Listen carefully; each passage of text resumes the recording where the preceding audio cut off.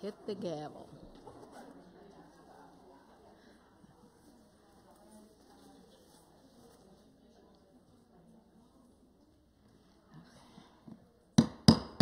I'd like to call the regular meeting of the David Douglas School Board to order. Please join me in the flag salute.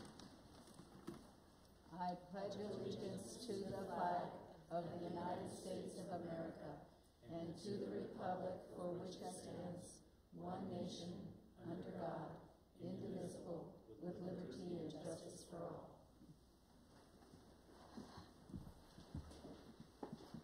I want to welcome everyone here tonight, and I'm sure you're as happy as I am that the election is over, so we don't have to listen to ads anymore. We have the pleasure this morning. Our first order of business is swearing in our new board member, Donna Barber. You want to come up and join us officially?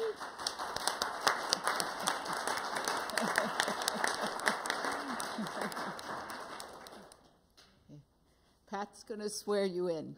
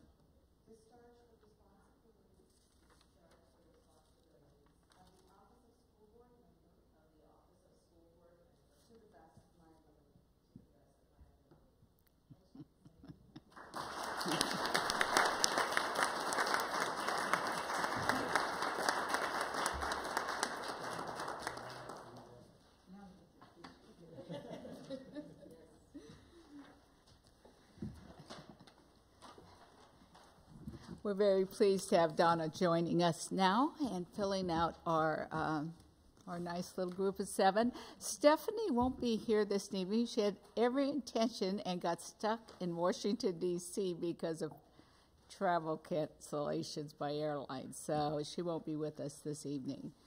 Before we start out on our regular agenda, I want to make a few comments. For those that do not know, we lost a member of the David Douglas family last week, Cheryl Scarcelli Anchetta. She was a past board member for 8 years. She also served on the foundation board, but she was really known for being a Scot. She lived here her whole life. She was a graduate of David Douglas, and like she said, she always bled red and gray. She's going to be missed. Her smile, her laughter, and her dedication to the community. She was very a devout Catholic, but I always admired her because she really lived her religion. She believed in the community and giving to anyone and everyone who asked. And I know I personally, after knowing her over 20 years, I'm going to miss her. But I wanted everybody to let them know about it and know about her. Her children still live in the district, and they also attended here. So we are sorry to see her go. Yeah. Yes, you may. Thank you, Frida. I'd also like to recognize and thank Cheryl and recognize all of her work in our district, and at this point really recognize and say thank you to her children for the countless hours where Cheryl was engaged in our community, trying to make our community better, whether it be at our school district or just community in general. She was a true champion for David Douglas School District, but to be quite honest, she was a champion for our community. And I saw that every day and everything she did. So I know that when you do that, there's sacrifices with children and family, and so I want to recognize and thank both of her children as well. And I heard her, Frida already said it, but probably if you think of Cheryl or memories from her smile, just to being a true cheerleader of David Douglas. And some of my most favorite memories I have is with her coming back to our homecoming games with her Letterman coat on and just being so proud of David Douglas. But with that said, it was always through a lens of the kids. That's one thing I'll say about Cheryl. It was always, I think she was so happy because she saw all the kids and families so happy. So anyway, thank you, Frida. Okay, we're on to student body report. Hello. Today I just wanted to talk to you guys about what's been going on at Douglas in the high school for the past month. And one thing in the senior class that we've started getting the ball rolling on is Community 101. And this year the nonprofits are going to be focused on mental health again, but due to the student survey, there was an overwhelming amount of attention on sexual assault and rape. And so we're going to focus on mental health with an emphasis on sexual assault and rape when we're looking for the nonprofits to donate our grants to.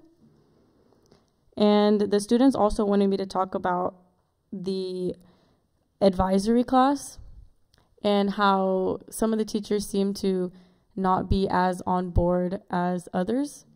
And one of the things that I think would be a good idea is having weekly announcements in advisory that the teachers can read off or put up on the board for the students to read, because a lot of students don't hear the bulletin every day during second period. And one of this, a friend of mine had said that it might be more helpful to have the bulletin read at a different time during the day instead of only second period, because a lot of people either don't pay attention because it's a routine, or they don't hear it because I know in some of the classrooms, like in Miss Kogel's classroom, the intercom doesn't work, so we don't get to hear the announcements every day. And so potentially changing the time of day that the bulletin is read might get the messages across better for all of the important things that each of the students need to know. And the final thing I wanted to talk about was that about 20 of us from student council got to go to a convention for the student councils across Oregon called OASC, and that stands for Oregon Association of Student Councils. And the keynote speaker was actually Houston Kraft, which was our speaker here a few weeks ago, which was pretty cool to see him in a different light. And one of the things that we got to do at OASC was listen to seminars from each of the different student councils of other schools in Oregon. And one of the things that I noticed a lot of other schools had that we kind of lacked was a sense of community between the different like cliques and clubs in student council in David Douglas, because I'm sure every kid has their friends that they, eat lunch with every day, hang out with after school, but we're struggling with connecting those clubs together and those friend groups to get more attendance to not just football games, but to like water polo games and theater and tennis matches, and not just the typical high school things that all the kids go to. And so it was really helpful to go to that OASC conference because we got to bounce ideas off of each other, because we're all just a bunch of student council kids, and it's kind of our jobs to set the law of the lid for each year. So if we feel passionate about coming to the events that are put on by other students, then the rest of the school will feel more passionate about going to those things and cheering each other on, because I feel like we lack that at David Douglas, not just having people like make friends, but having people come support things that they wouldn't necessarily do if no one told them to, I feel like we need to find a way to bring what we learned at OASC and integrate it into our day-to-day life here at Douglas. And what I'd like to end off with is we have our Make Kindness Normal shirts on sale. that Houston Craft designed, and we're really excited about being able to sell those to the student body and teachers and staff, and it would be really cool to be able to see more of those shirts throughout the school, because that's one thing that today we as a society are lacking, is just kindness to each other. And that's it. Thank you.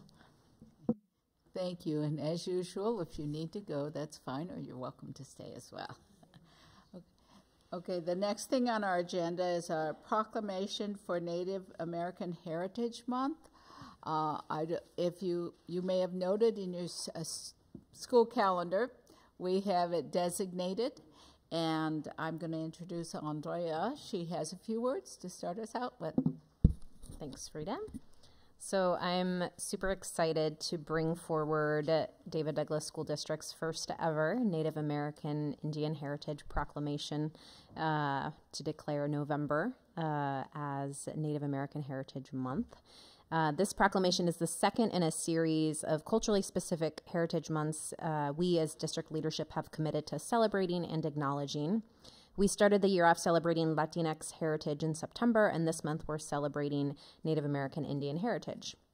And I'm excited that in our district we have 149 Native American Indian Alaskan Native students representing 55 tribes and or bands from across the nation, and just over 1,036 students who self-identify as ethnically and or racially Native American or Alaskan Native students. So it's a priority of mine to work towards closing the achievement gap, not only for all students of color, but particularly for Indigenous peoples. And we're going to hear a little bit later about our achievement, and this is going to be a particularly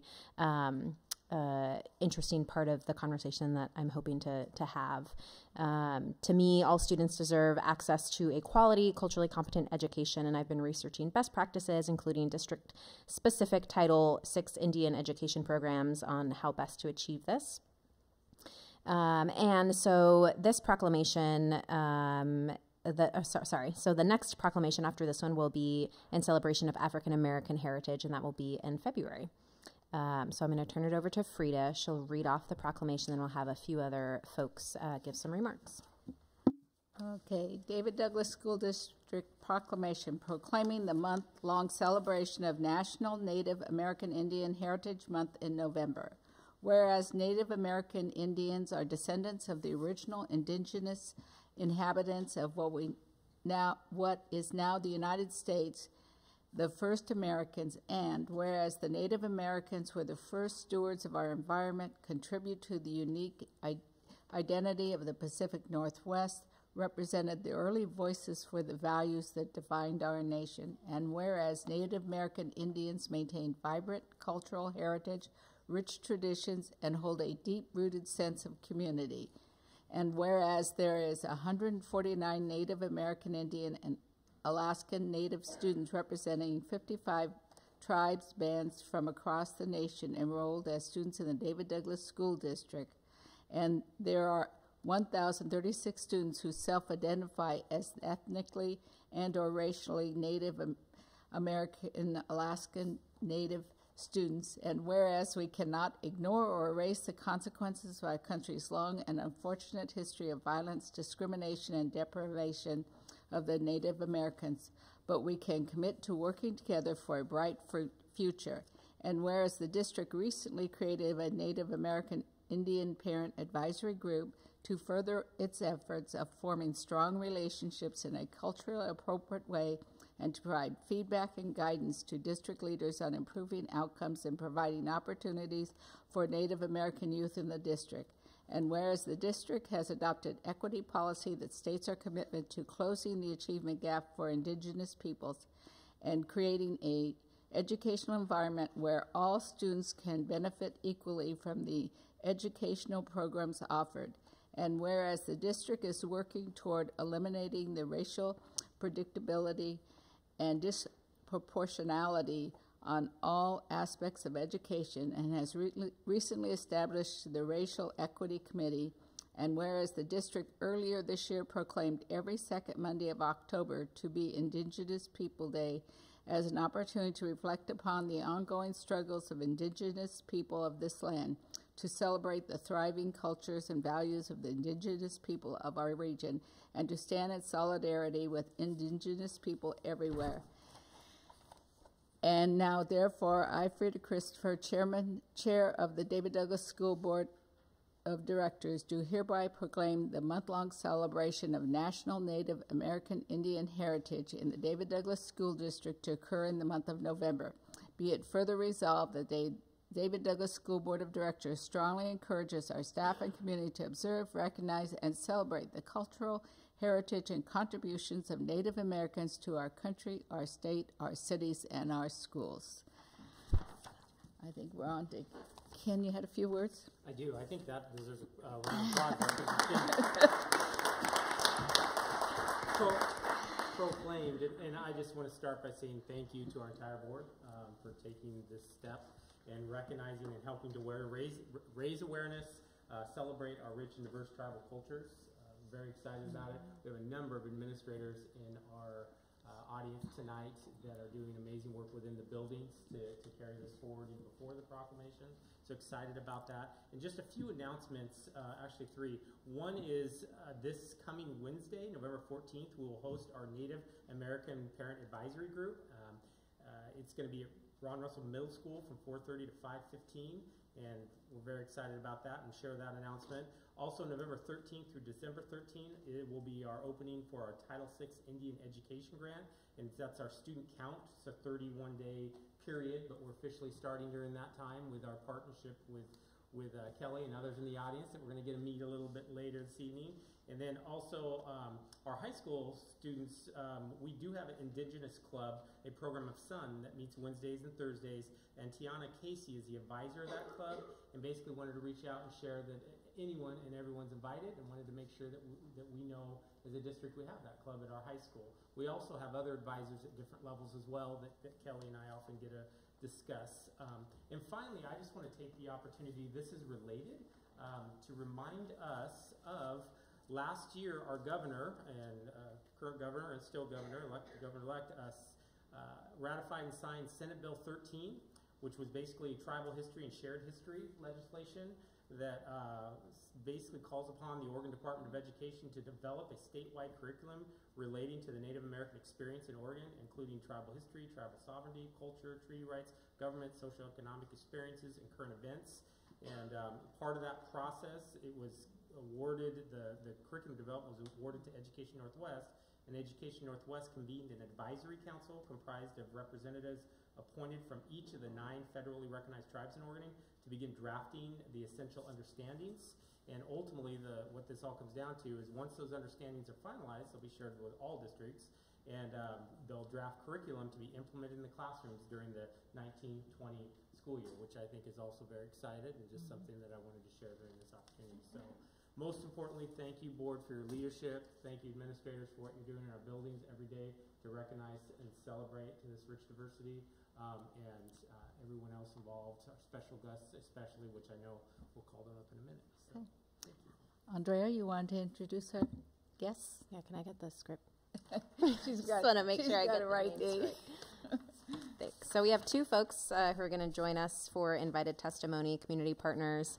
I will call Dan or Daniel Guilfoyle. He's the Youth Advocacy Manager of the Native American Youth and Family Center. And then after that, we'll have a parent join us.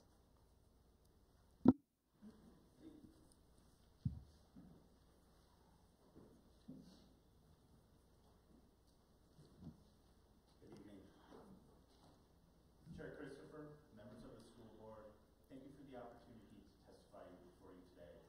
For the record, my name is Daniel Guilfoyle. I'm Seneca from the Allegheny Reservation in Western New York, and I serve as the Youth Advocacy Manager at the Native American Youth and Family Center. I'm testifying before you tonight because our community has historically been underrepresented, unseen, and oppressed. At the Native American Youth and Family Center, we strive to fulfill our mission to enhance the diverse strengths of our youth and families in partnership with the community through cultural identity and education. As an urban Indian agency, NAYA Family Center impacts the lives of over 10,000 individuals from over 380 tribal backgrounds annually. I would like to share parts of the history that has brought us here and some of the efforts that we have collectively worked on to ensure that students we both serve feel recognized for who they really are. The Portland metro area rests on the traditional village sites of the Multnomah, Wasco, Cowlitz, Cathlamet, Clackamas, bands of Chinook, Tualatin, Kalapuya, Molalla, and many other tribes who made their homes along the Columbia River. After European contact, what followed for the indigenous people of the Portland area was a series of territorial and federal policies decisions designed to eliminate and later assimilate Native people. The federal boarding school era policies, which lasted through the 1960s, marks the beginning of a long campaign to integrate indigenous people into Western culture. Federal relocation policy that began in the 1950s forced over a third of the Native population to relocate to 7 major cities, including Portland. In fact, Chemawa Indian School, located in Salem, is the oldest boarding school in the United States. As a result, many people who have attended Chemawa have stayed and made Oregon their home. Thousands of Native families came to Portland to seek jobs, a place to live, and community. The 2010 U.S. Census reported that there are nearly 50,000 multiracial Native Americans living in the Portland metro area. As a youth advocacy manager, I oversee 12 youth advocates, 4 of which provide direct services in your schools to 60 Native American youth and their families from kindergarten through 12th grade. We believe that traditional cultural values are integral to regaining sovereignty and building self-esteem. Native Family Center values respect for the environment, places a larger community before the individual, and involves our elders. We promote healthy living through positive alternatives to high-risk behaviors. And we promote the values of family, stability, cultural identity, education, and active lifestyles. We continue to foster our culture and celebrate our heritage, and we care about the collective future of our children and this community. We want to be recognized, treated with respect, and our culture is valued. On behalf of the Native American Youth and Family Center, I thank you, the David Douglas School District, for recognizing November as Native American Heritage Month and bringing visibility to our community who is often left invisible. Thank you. Thank you. So our last speaker is Orlisa Descheny. She's a parent on the David Douglas Title VI Native American Parent Council. Hello.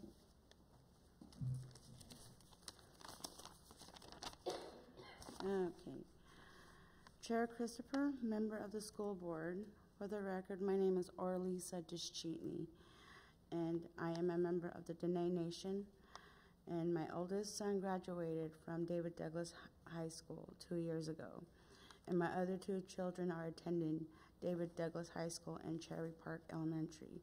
Native American culture is very important for my children to learn. I'm glad David Douglas School District is recognizing Native American history and culture. At home, I teach my children about culture, and I would like to see the district include more of our culture and history from our perspective in the curriculum, so my children and our Native American children feel pride in who they are. Thank you for recognizing our Native community. I look forward to seeing how the school district will include more Native American culture in all schools. Thank you for your time. Thank you. Thank you so much, everyone who participated in making this happen. I'm really looking forward to strengthening all of these relationships and getting to know more of the folks who are engaged in all of these communities in our district. So thank you all so much. Thank you, Andrea. Next, visiting delegations. Did you want to introduce them? Yes, I'd love to introduce them. Quickly, basically last year, I'm going to give a little background because last year I had the privilege of attending a meeting with the Children's Institute, and it was a leadership team. We're talking different opportunities and partnerships and collaboration throughout our district. But during that meeting, we talked about the following year, being this year, bringing delegates and community members from our Community Ambassadors program of Earl Boyles and giving them an opportunity to share their amazing work and what they're doing at Earl Boyles. So without further ado, I don't even think I'm going to go into details because I'm sure you're going to do it.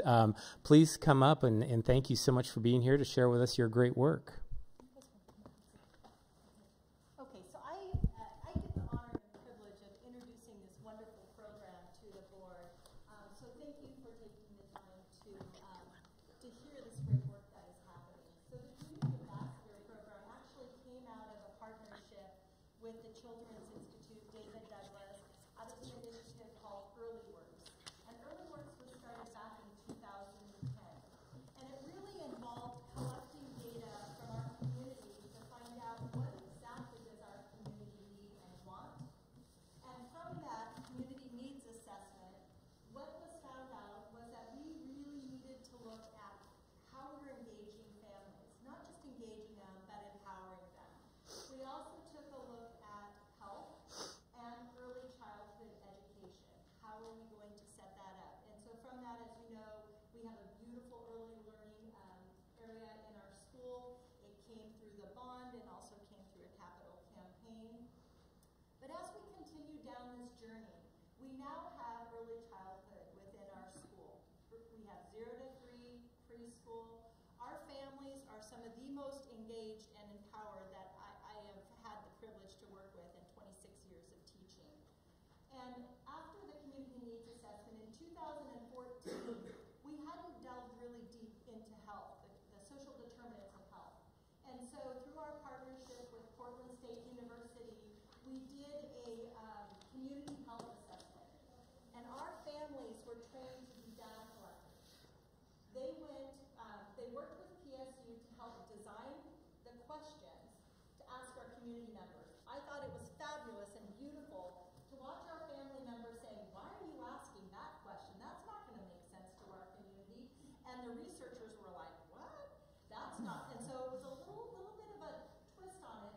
But the questions really focused around what were the health needs in our community, and what were the readiness, strengths, and assets in our community, and what were the gaps that we determined. And then we spent a year-long process going through a visioning process. And after all of that data was collected and our community presented it back to us, we spent a year deciding how could we have this, how can we support this? So from that, there came several things. One was a need to have health navigation within our school. So we were able to start partnering with HealthShare, and we now have a community health worker that is on site, and that is Rebecca Marquez. And then we also had a housing and family advocate, because housing was a huge need for us that surfaced up in our data. So through Home Forward, we have a housing and family advocate on site, Josue, who's not here with us tonight. And then also, we needed some way to be able to reach into the community and to raise up our assets as leaders, our families as leaders, because they are. And so that's how we came to have our Community Ambassador Program. So it is with great honor and privilege to be able to introduce Adriana Govea, Josette Herrera, and this is Rebecca, and this is Maya Crone. She is our liaison for Early Works. And so I'm going to completely turn it over to them because they are truly the people that are doing the work. And I, again, thank you so much for your time this evening. Thank you for having us tonight. We're really excited to be here. We also have 2 more community ambassadors that weren't able to be here tonight, but I want to mention their names. Cindy Baum, who is also our health assistant at Earl Boyles, and Maria Espino, who's also a community ambassador and a parent at Earl Boyles. So what is our program? Our program is meant to connect families, directly to other families with resources and invite them to participate in all the events that we organize at school through the neighborhood center that we have at Earl Boyles Elementary School. So we've really seen that it's more impactful and meaningful for families to be invited directly when it's from other community members than if we just make a flyer, and sometimes families don't show up. So we've seen that it's more impactful, and we get more participation from our families. And the community ambassadors can be parents, they can be students, they can be seniors, or anyone who's interested in helping out the community, and they're really community leaders.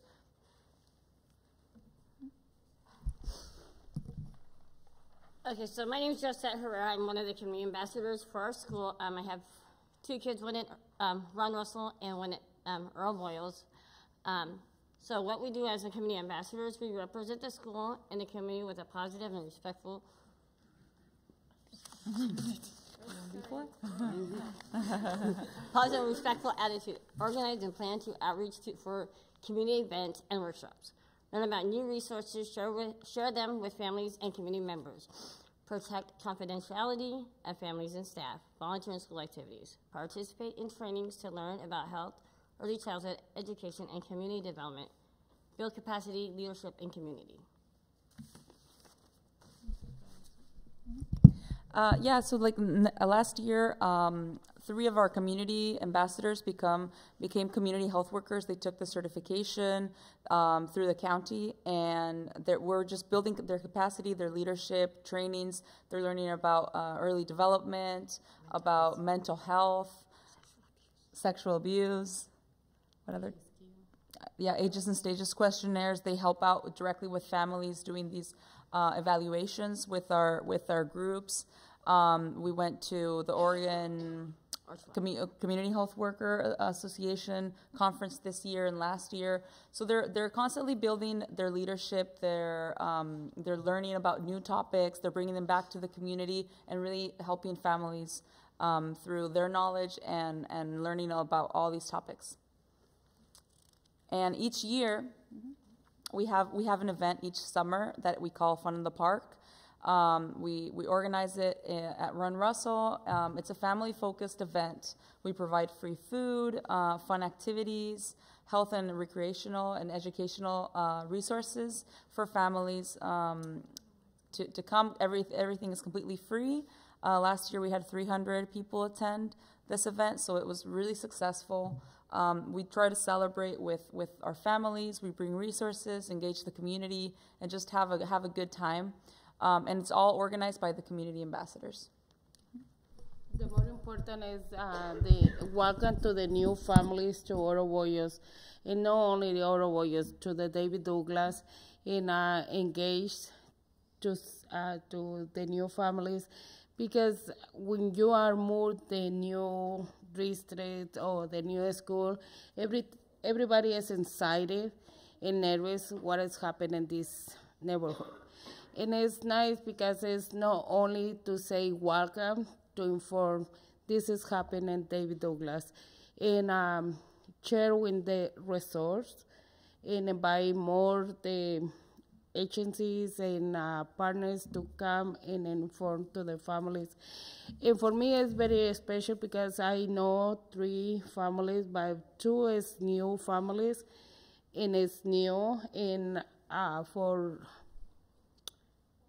back to school night, one of the families say, "Oh, I see you in the park," and for family fun at the park. And it's good because one of the families have a doctor appointment, and I say, "I don't have family living in Oregon that's available to daycare for my daughter only 2 or 3 hours." And for me, it's very special because I never see this lady. And when you are trust somebody and put the more precious you kiss, is for me very special. And this one is giving the opportunity to engage new families.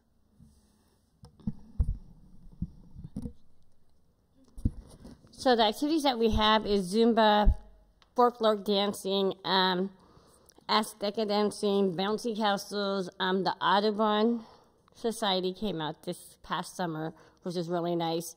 We've had Zumba, face painting, henna, bouncy castles, but everything is free. We put it on ourselves. So it's a great activity for all our families and our community to be able to be there. Yeah, and each year we try to invite new community partners, depending on the community needs, what the community is asking for. So we invite different nonprofits, different organizations, from health, from recreational resources, education resources. This is just a list of some of the partners that we had this year. And we also have a lot of challenges too, as they mentioned. We're always looking for donations or volunteers or funding opportunities, or how can we get food donations, because we want to make this event bigger each year. We want to invite more community members, not only from the Earl Boyles, from our school, but from Run Russell and from all the districts. So we really want to make this an event that's bigger and more impactful for all our community.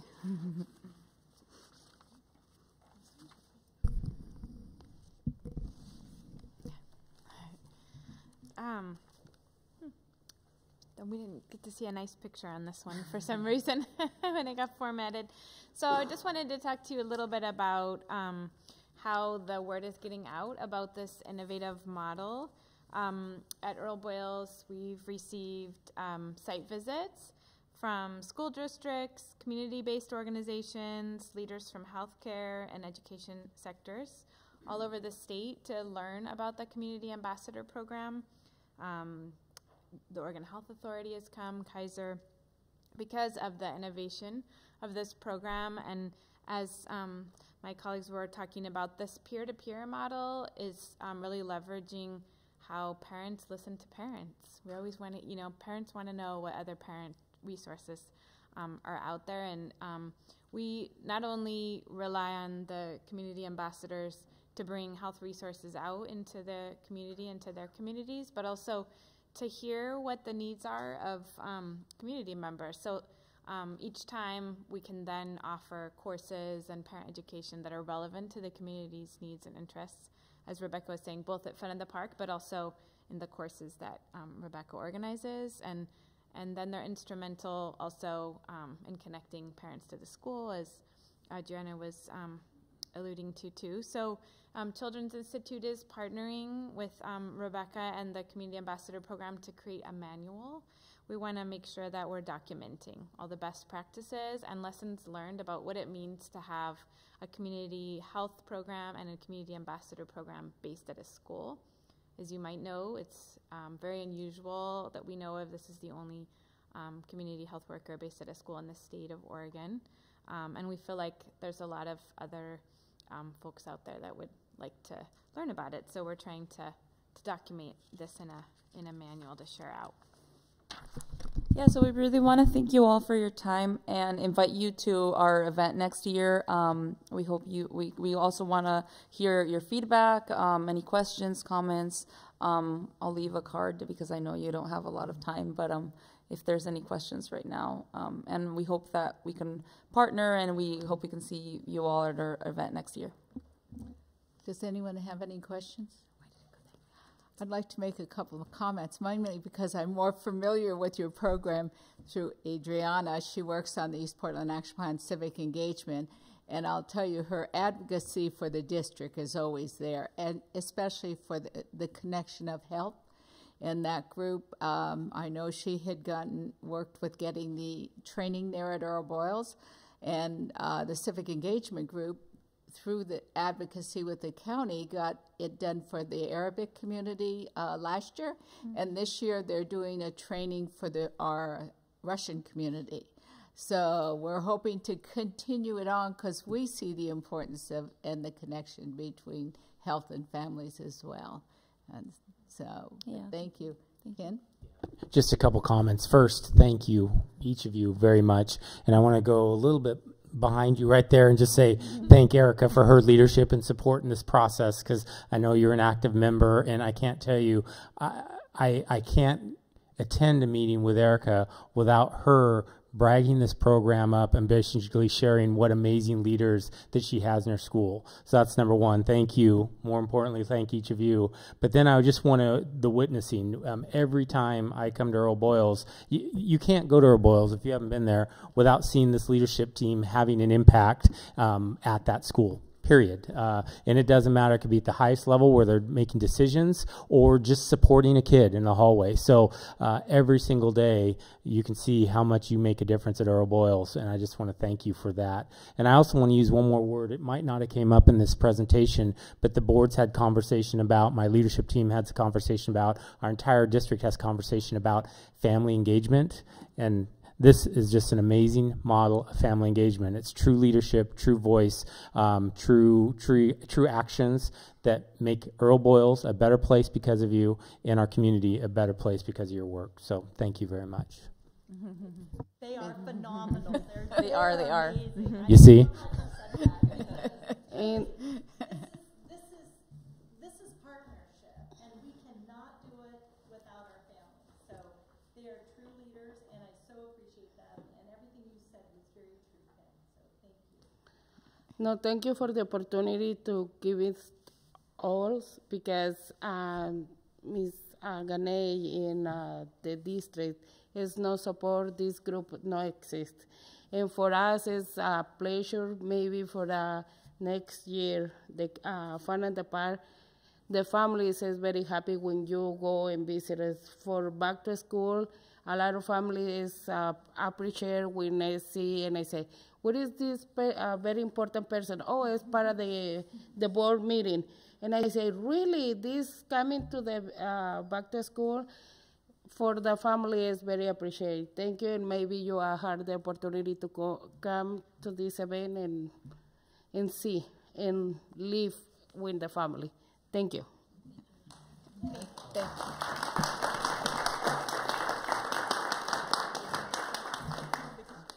We have one question yet. Is there a date for the next event? It'll probably be during the summertime, because that's when we usually do it, is during the summer. So it's usually between, last year we did it in July, so it'll probably, yeah. For the Fun in the Park? Yes. Okay, okay. I'm sure you'll get the date to Dan so he gets it out to everyone. Thank you. We have audience participation.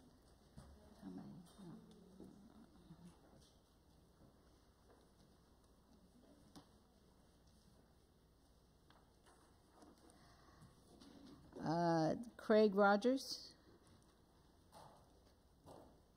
A reminder that each person has 3 minutes, but you're always welcome to give written testimony if you'd like. My name is Craig Rogers. Is this on? Do I need to tap it?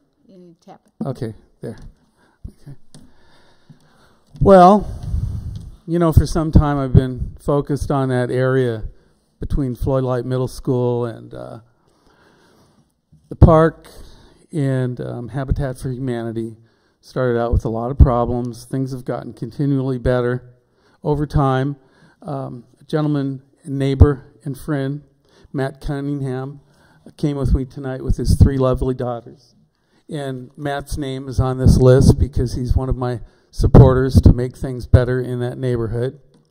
And he and his family quite frequently cross across that track area over to the East Portland Community Center and always have fun walking that way. And I wish you could see it. Sometimes it's just magic, in particular now. There's so many people out there enjoying that area of the school grounds.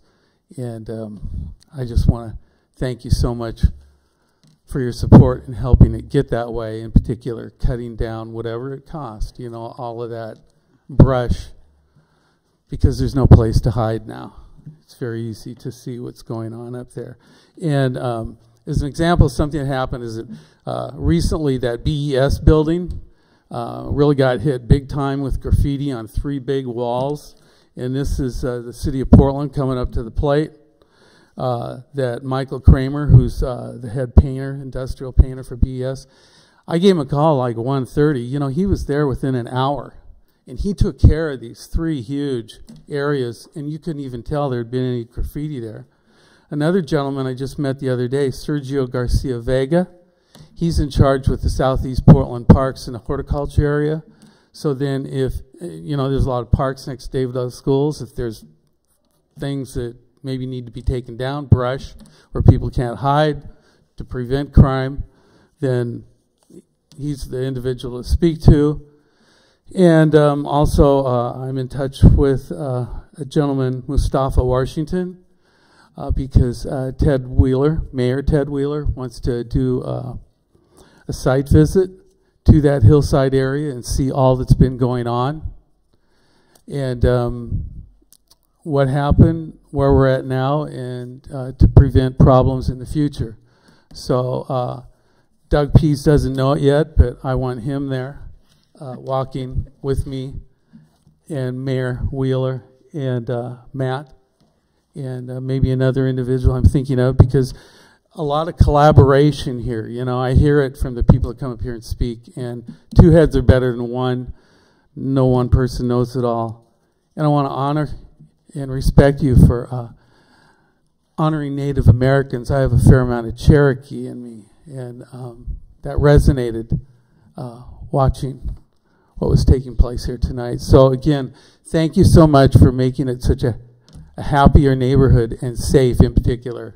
You know, it all started when I was at the top of the hill and I saw an assault taking place across the field. And I called out to stop it. And I and the other gentleman that was walking with me, we turned around, and there's a mother with 2 small children, one in each hand, a little girl and a little boy right behind us. We didn't even know it. But I said to myself then, that's about a year and a half ago, I'm going to set out to make this safer. And I didn't know how I was going to do it. I really didn't. But I listened a lot. And you're a part of why it's a so much happier, safer place. Thank you for that. Thank you, Craig. Matt Cunningham. Well, thanks for your time. I'll be brief here. I have two points of thanks. First is that I'm a pastor of a church called the Gathering Church, and our church started in 2009, and we're grateful to the David Douglas School District because we've met in 4 of your schools in 9 years. We were at Floyd Light, Ventura Park, Earl Boyles, and Ron Russell, and we had the privilege to work with Andy and also with Doug. We now are meeting at a building on 88th and Woodstock. So it was Lentz Baptist Church. They had declined down about 20 people, and they actually gave us the building. So that facility's been there since 1907, and so we have the opportunity to kind of carry on that 111-year heritage. So first, just grateful for your partnership with the religious community. And as Craig said, I'm here with 3 of my 6 daughters, and my 2 sons are not here, so I have 8 kids, and we live in the neighborhood behind Floyd Light Middle School, and all summer long my kids use the track, and they go to East Portland Community Center, and they're on the swim team there, and in the afternoon they would go to open play swim. But around midsummer, my wife and I had to tell them they can't do that anymore, that we had to go with them or we had to drive them because of how bad the predatory homeless situation had gotten. But after you cleaned up that hillside, it really helped make the neighborhood safe again, and it allowed for our children to, again, walk to the community center and walk to the park and enjoy the district resources there. So we just want to say thank you for both those things. Thank you, man. Josette Herrera. Maybe she already, oh, okay. That's okay. That happens all the time. Chris Conklin.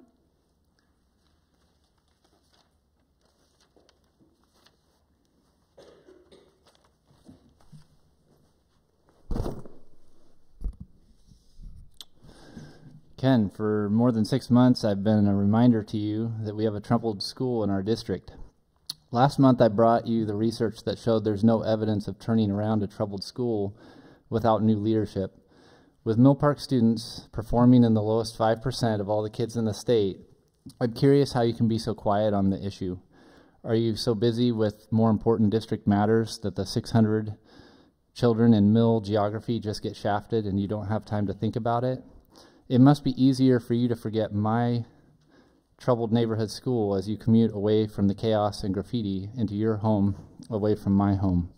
I wonder if you've considered that when you ignore and enable unqualified leadership, you show our community how much you don't care about us. We pay our tax dollars toward your salary so that you will do your best to take care of our children. How can you say that you've done your best to hire when we have such incompetence? We have a first-time leader in a complex and difficult school. Ken, I'm not sure you understand the problems that you create for an already struggling school by your neglect. Ignoring and covering for poor leadership causes them to be able to hide from responsibility, to deflect and bully their staff and teachers. Have you taken the time to listen and notice the fear that grips the teachers and the isolation they feel from district support?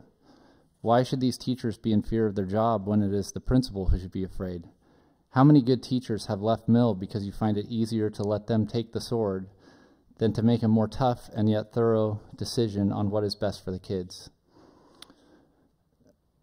Do you make excuses for why you don't hear more complaints from parents? I hope you are not taking advantage of a community that speaks so little English and knows so little about how things are supposed to be in America. What about the children themselves? Can you see they actually realize that you don't care enough? Take time to observe the children in Cherry Park, for instance, versus Mill Park. At Mill, the children have sensed that they are in charge and that the principal will not ultimately stop them. They run the school, and they make sure that the teachers are too engaged with their bad behaviors to teach them academics. Cherry Park, however, feels like a different planet, yet has many of the same children. Is it just demographics and poverty percentages that make the children at one school roam the halls safe and secure in their demeanor? I submit to you that a capable and confident leader makes the difference. Children know when we care and are in charge of their safety and security. Your job can be easier if you hire the right leaders under you.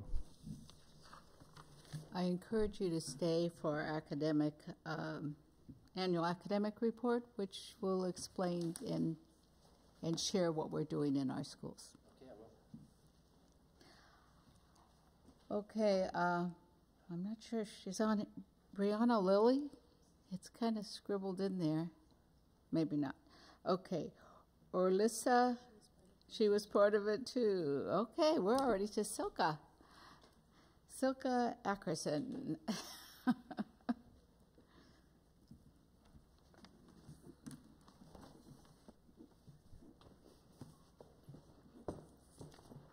Chair Christopher and members of the school board, thanks so much for the opportunity to speak. I'm going to speak about something you've heard me speak about many times, but I'm just going to bring it back up again, which is school start time for the middle school and high school. Board member Barbara, I don't think you were on the board last time I spoke about this, but I'm a healthcare provider. I have a son in middle school at Floyd Light, and I'm really, really passionate about moving the school, even though it's a big logistical move, to having the high school especially and also the middle school start later. There's a very large body of evidence that just the natural sleep cycle of adolescents makes it very difficult for them to go to sleep early and get up early. And the American Academy of Pediatrics recommends that no middle schools or high schools start earlier than 8:30 a.m. to ensure that adolescents aren't suffering from sleep deprivation. And there's really clear evidence that sleep deprivation for adolescents contributes to major health impacts, including obesity, diabetes. It has significant mental health impacts. It has impacts on things, as far-flung as the amount of car accidents that teenagers are in. It has impacts on attendance and on grades and on engagement in class and memory. So it's a really easy way of supporting students in having physiological support for their learning, to have them get sleep at a time that makes sense for them and wake at a time that makes sense for them. We know that elementary school students normally sleep and wake earlier, and a logical school schedule is for elementary schools to start first, middle schools to start second, and high schools to start last because of the physiological needs of those different age groups. I know that there was an effort to try to address this last year, and I've already communicated with Ken about this in depth, but I feel like the way that it was approached made it really difficult for parents to buy into it, because any change of scheduling is going to be a hard thing for families to adjust to. Any schedule change, no matter what direction it goes in, is difficult for working families and difficult for scheduling childcare. So if it's something that the district really, a change that the district actually wants to make, it would require making sure that families have a lot of education and information in advance about the benefits of the change, and a lot of notice. And that didn't happen last time. It would also mean that when there was information gathering about it, it would need to be in a way that provides unbiased information. The kind of sampling that was done in this convenience survey that was done last year is a kind of survey where only people with that kind of surveying usually means that people with the highest opinion about it are the people that will respond. So the people that are most likely to respond to a survey about like that are the people that feel very negative about it. And if you wanted to actually get an idea of how the parents and families in the school district feel, there would need to be some kind of more randomized sampling to get a sense of what the actual response is. I know my time's up, but I'm on a long-term project about it. If I have to work on it for 3 years, I'm going to do it because I'm just seeing the impacts in my household as my son goes through adolescence, just watching his response to waking up early, like change every few months. And so it's just really evident to me how the way that we have things set up right now is actually working against the way that our kids' bodies work. And I think it would make a lot of things simpler if we set up the schedule in a way that's actually age appropriate for each of these groups. Simpler, safer, and more academically successful. So I'm just letting you know I'm going to keep working on it. Hope you'll keep thinking about it. Thank you. Thank you, Seka. Okay, I guess we're on to superintendent's report. That was very long last month, so I will be quicker because we have a number of reports, but a few things I do need to report and share. Number one, a reminder, it's that time of year again when we start talking about the all hands raised party with a purpose, or raise your hand party. So I'll be reaching out to the board to talk about, typically we get invited to this as a fundraiser and have a table, and just want to reach out and let the board know if you're interested. You'll get the invitation. And for anyone that wants to know, it's February 21st, 2019. It's kind of the save the date.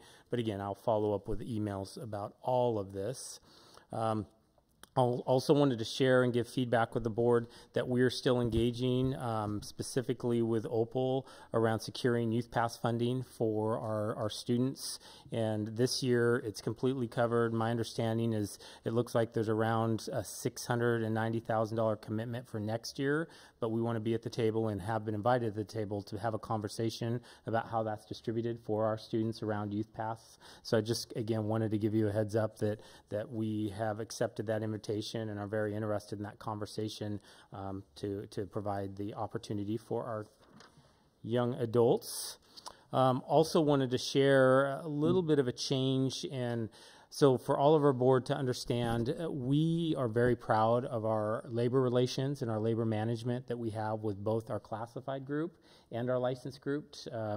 Everything we do in our district is grounded in relationships, and with our classified group, it's actually within the contract. We have what's called ERC, Employees Relation Council, and you know the board chair each year assigns individual board members to attend that, and it's a great opportunity to build relationships, learn about what we're doing in our district, and connecting with our classified leadership.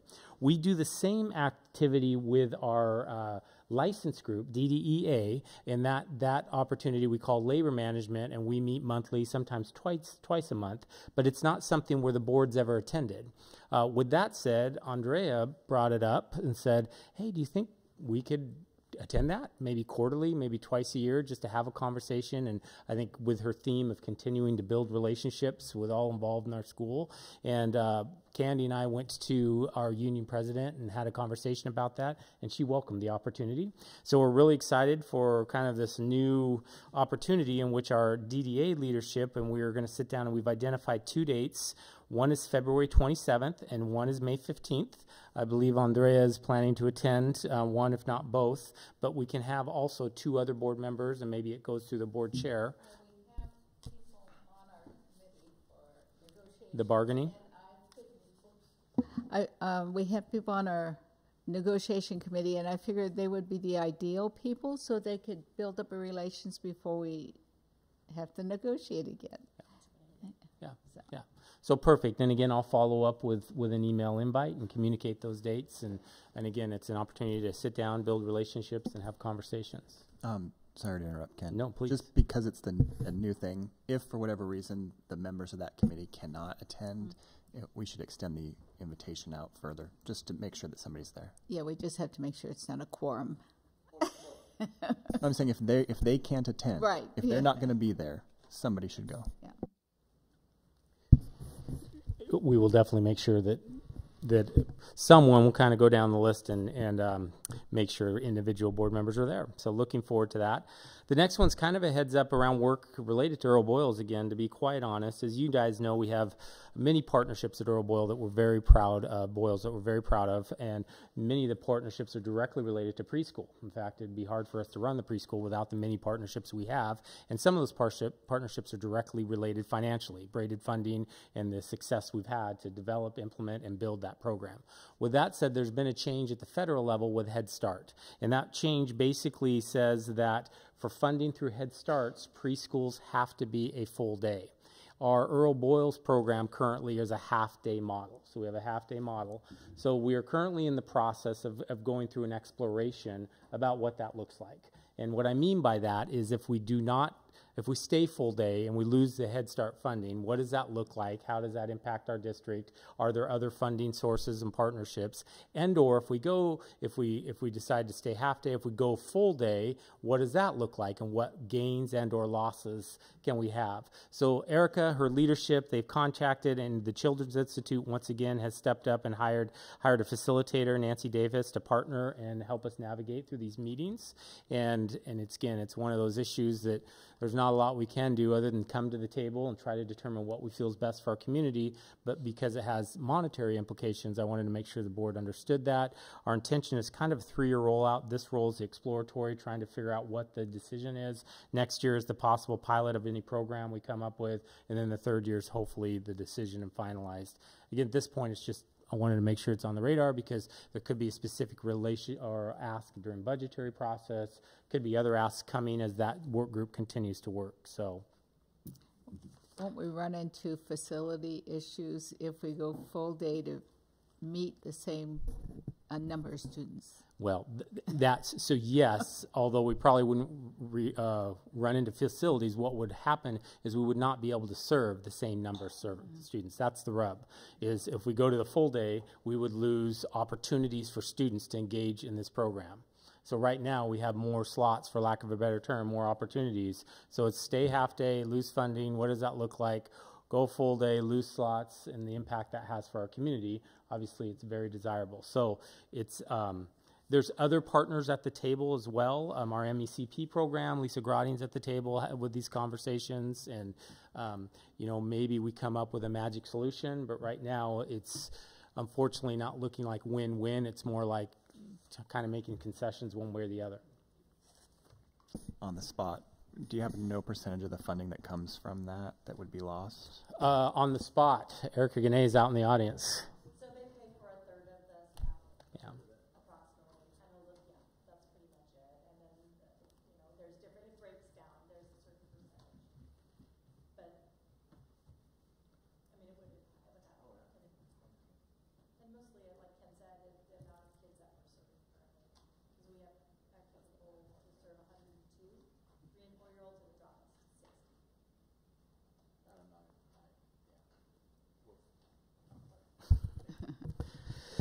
And then quickly, I had the opportunity today to be at the OSBA conference, and at that OSBA conference, our Educational Leadership Council through COSA had the opportunity to meet and go through the process. And during that meeting, we Representative Barbara Smith Warner came and had a conversation with us around education. Specifically, she's the co-chair of the Joint Committee on Student Success and co-chair of the Education Subcommittee for the Joint Committee on Ways and Means. And the conversation was really focused on the governor's agenda for the upcoming legislative cycle, and mostly in regards to education. And a couple things that she shared that I'd like to share. She shared a real hope and optimism around funding for education. The House, basically our representatives now do have supermajority.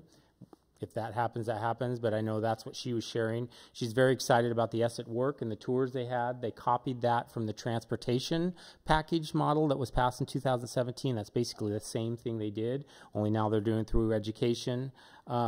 Really excited about flexibility, early learning, and long-term payoff. So really talking about investment versus making short-term, kind of looking at the long haul. So the conversations are just a bit different. Talked about priorities of the governor, and obviously these are unofficial. It was not the governor speaking with us, but she believes that we'll see priorities around early learning, K3 class size, increased instructional time, and then social emotional learning. And then ultimately, most of us know, but obviously one of the things we're really looking for is the budget release, which should be the first week of December. And obviously that will provide a lot of guidance on what we're looking at. And there's still a big conversation, which I've shared before, around the $8.77 billion versus the $9.13 of current service level. So that conversation still exists, but at least it sounds like you know, people are at the table having solid conversations about investing in education, which is good. So the last thing I will say is an invite to our board members that next Wednesday, the 14th, we have our first Your Voice Matters. Many of you will get emails and invites. It's on Facebook. It's on our webpage. And again, it's an opportunity for us to listen to our parents and have conversations. And there was a comment a little earlier, and I don't know if it was Erica or someone else, but part of this event and opportunity is to get parents communicating with parents. So it talks about here, I wrote it down, because parents listening to parents. I'm really excited about the opportunity we have to connect with parents, have conversations, engage, and listen. And during that time, you know, a focus that we're going to be talking about is trying to be the best at getting better, trying to improve and hearing from our parents, and making sure that we're looking at our schools, not just from our eyes and leadership eyes, but from our parents and community's eyes. So that's really excited about that opportunity. And then finally, you will also see, and we'll talk about it a little bit later today, but our Youth Truth, our family and student surveys. So last year we did a family survey. This year we're doing our second family survey, and we've also will be doing surveys of our 3rd to 12th graders. So I'm really excited to get student voice in that process about our schools. Do you have a time and place for the 14th? I apologize. Yes, 5:30 at Ron Russell Middle School. So 5:30 to 7 is the time frame. Thank you. Is there anything else? Nope, Any questions of the superintendent? Okay, let's move on to auditor's update, Pat. It's that time of year. It's that time of year.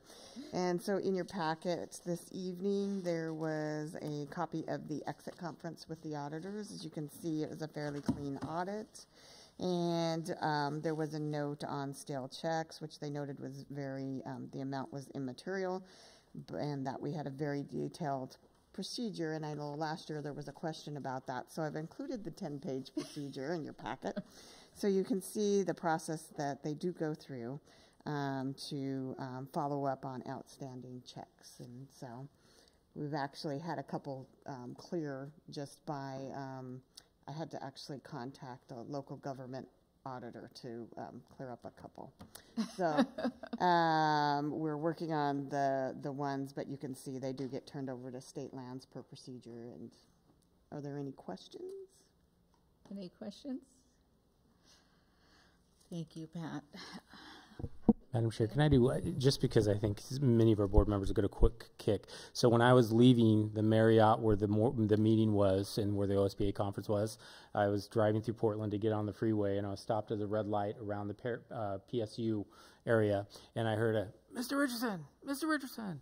And I look out my window, and there's Anwar standing there in between classes. So for the audience who doesn't know, he was our student board representative. So there he was in his college gear and came over and gave a high five. And he did, I told him I had a board meeting. I was on my way, and he wanted me to give a shout out to each of you. So sorry I forgot that. Well, it sounds like he's on his way. Okay, the next item is consent agenda. Does anyone have any that they want pulled? No? Do I have a motion to approve the consent agenda? I move to approve the consent agenda. Okay, it's moved. Second. Seconded. All those in favor say aye. Aye. Opposed? Okay, it passes. Now we come to one of our big reports. The annual academic report, often referred to, it relates to the state report card.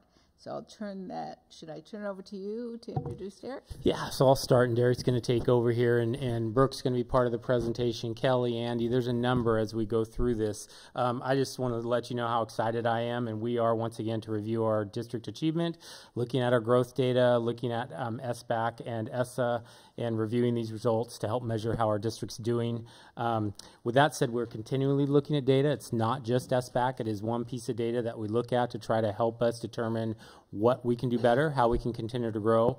And each year, when we look at this data, we kind of look at two different realms. One is where are we improving and or celebrations, because there are many, and then also areas that we know we need to improve and setting targets around that improvement and what that looks like. So excited to go through this process. And another piece we'll be doing is taking a look at the at-a-glance reports. Some of you, actually I received questions from many of you about those reports and talking about what is the difference between student growth versus student achievement, and why can one dial say this and another that, and how does that play out? So so with all that said, we'll go through the process, and my final little word here is we've tried to condense this report, but we're looking at about 50 slides, and we are going to clip through. Please stop us, ask questions along the way. As always, we'll end with questions. And to be quite honest with you, when we talk about instruction and we talk about achievement, this is one report. Really, I'd love to invite the board leadership to think about a workshop around it, where that's what we focus on, so we aren't looking at these other reports we have to get to, that the sole focus is our schools and achievement. So with that said, thank you, Derek, very much. And you want to kick us off? Yeah, absolutely. Right. So I think this is my 15th year of actually doing these reports. So I know my name tag says Director of Technology, but the other hat that I wear is the Director of Assessment. And so that's state assessment, and then I work with Brooke on online curriculum assessments, and then assessment policy, like with ODE, and getting data to the school board and to other stakeholders. So we have 5 guiding questions tonight, and as Superintendent Richardson said, you're going to hear from most of Cabinet tonight. We're going to take a look at, just briefly, who the students were that attended David Douglas last year. We're going to look at the Smarter Balanced assessments, some sample questions at grades 5, 8, and 11. We are going to learn about the new accountability system, so that's brand new this year, ESSA, Every Student Succeeds Act. And then we're going to dive into how are the students at David Douglas achieving, and what are we doing as a school, as a district, and as schools to increase student achievement. So I'm not going to go real in depth with this. This slide is to let you know that we're looking at students that were enrolled last year during the 17-18 school year, and really specifically students enrolled on the first school day of May. So taking a look at the Smarter Balanced assessments, these assessments are different than the ones that I took and probably you took in school. These are, for lack of a better word, interactive assessments. So when we talk about Smarter Balance, we're talking about English language arts, which is reading, writing, listening, and research, and then mathematics. And each one of those assessments have 2 parts. One is the computer adaptive part, which is more of the selected response, constructed response, where the students actually do short answer, and then technology enhanced, which would be like drag and drop, highlighting text, and so forth. And then the other component is the performance task, and that's where they're given a prompt, and they have to solve mathematical problems, do some research, really apply their knowledge. So I'm going to go through this pretty quickly, but talk about or show some test questions. So I'm going to read this one. So this is an example of a 5th grade. So Brandon's teacher said that beginning at age 2, children should grow 6 centimeters per year. Brandon is 125 centimeters tall and is 9 years old. In the table below, Brandon used his current age and height to calculate his possible height for each of the previous 3 years. Brandon used the equations 7 times 6 plus blank equals 125 to estimate how tall he was at age 2. So here comes the question. So a lot of reading. Will the equation give him a reasonable estimate of his height at age 2? Explain your answer by relating the information in the table to the given equation. What is a reasonable height for Brandon at age 2? So that's a multi-step, very involved problem for a 5th grade student, I think. So moving on to 5th grade ELA, this looks similar to probably what you took in high school, college, what I did, but it's a multiple step. So in other words, you have the reading passage on the left, and then the question that says, what is the most likely reason the author included the legend in this passage? Pick 2 choices. So not just pick 1, but pick 2. At the very top, I forgot to mention this, the HTTPS tiny URL, that's a direct link if you want to write that down, or I can send it to you, to the Smarter Balanced Assessment, and you can take a look at all of their types of questions. Moving to the 8th grade, this is a sample of 8th grade math. Fill in each x value and y value in the table below to create a relation that is not a function.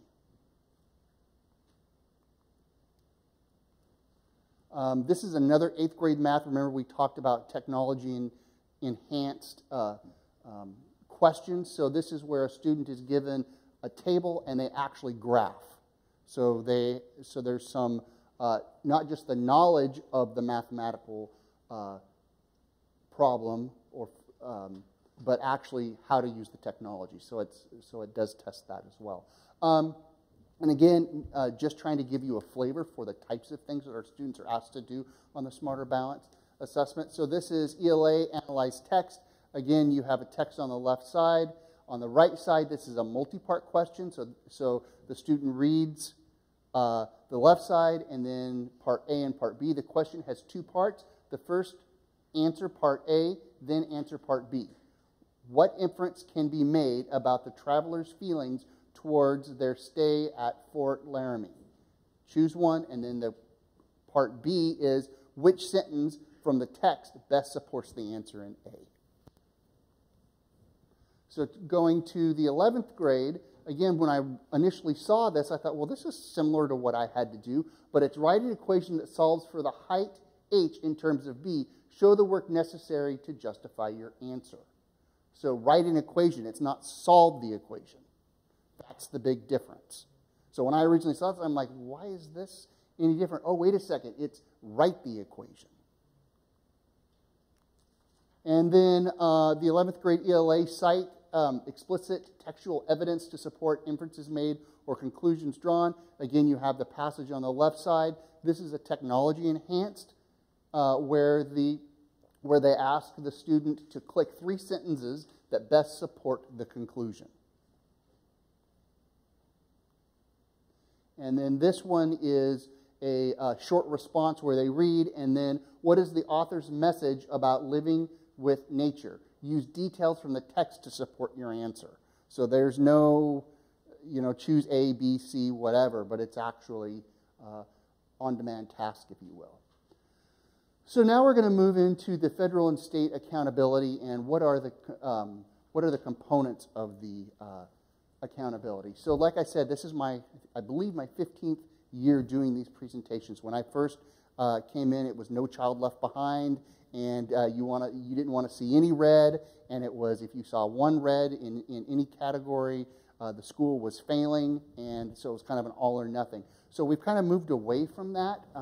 Now in 2015, President Obama signed the ESSA, which is Every Student Succeeds Act, and it replaced No Child Left Behind, and full implementation is in 2017-18. So this is the first year that ESSA and the accountability is in play.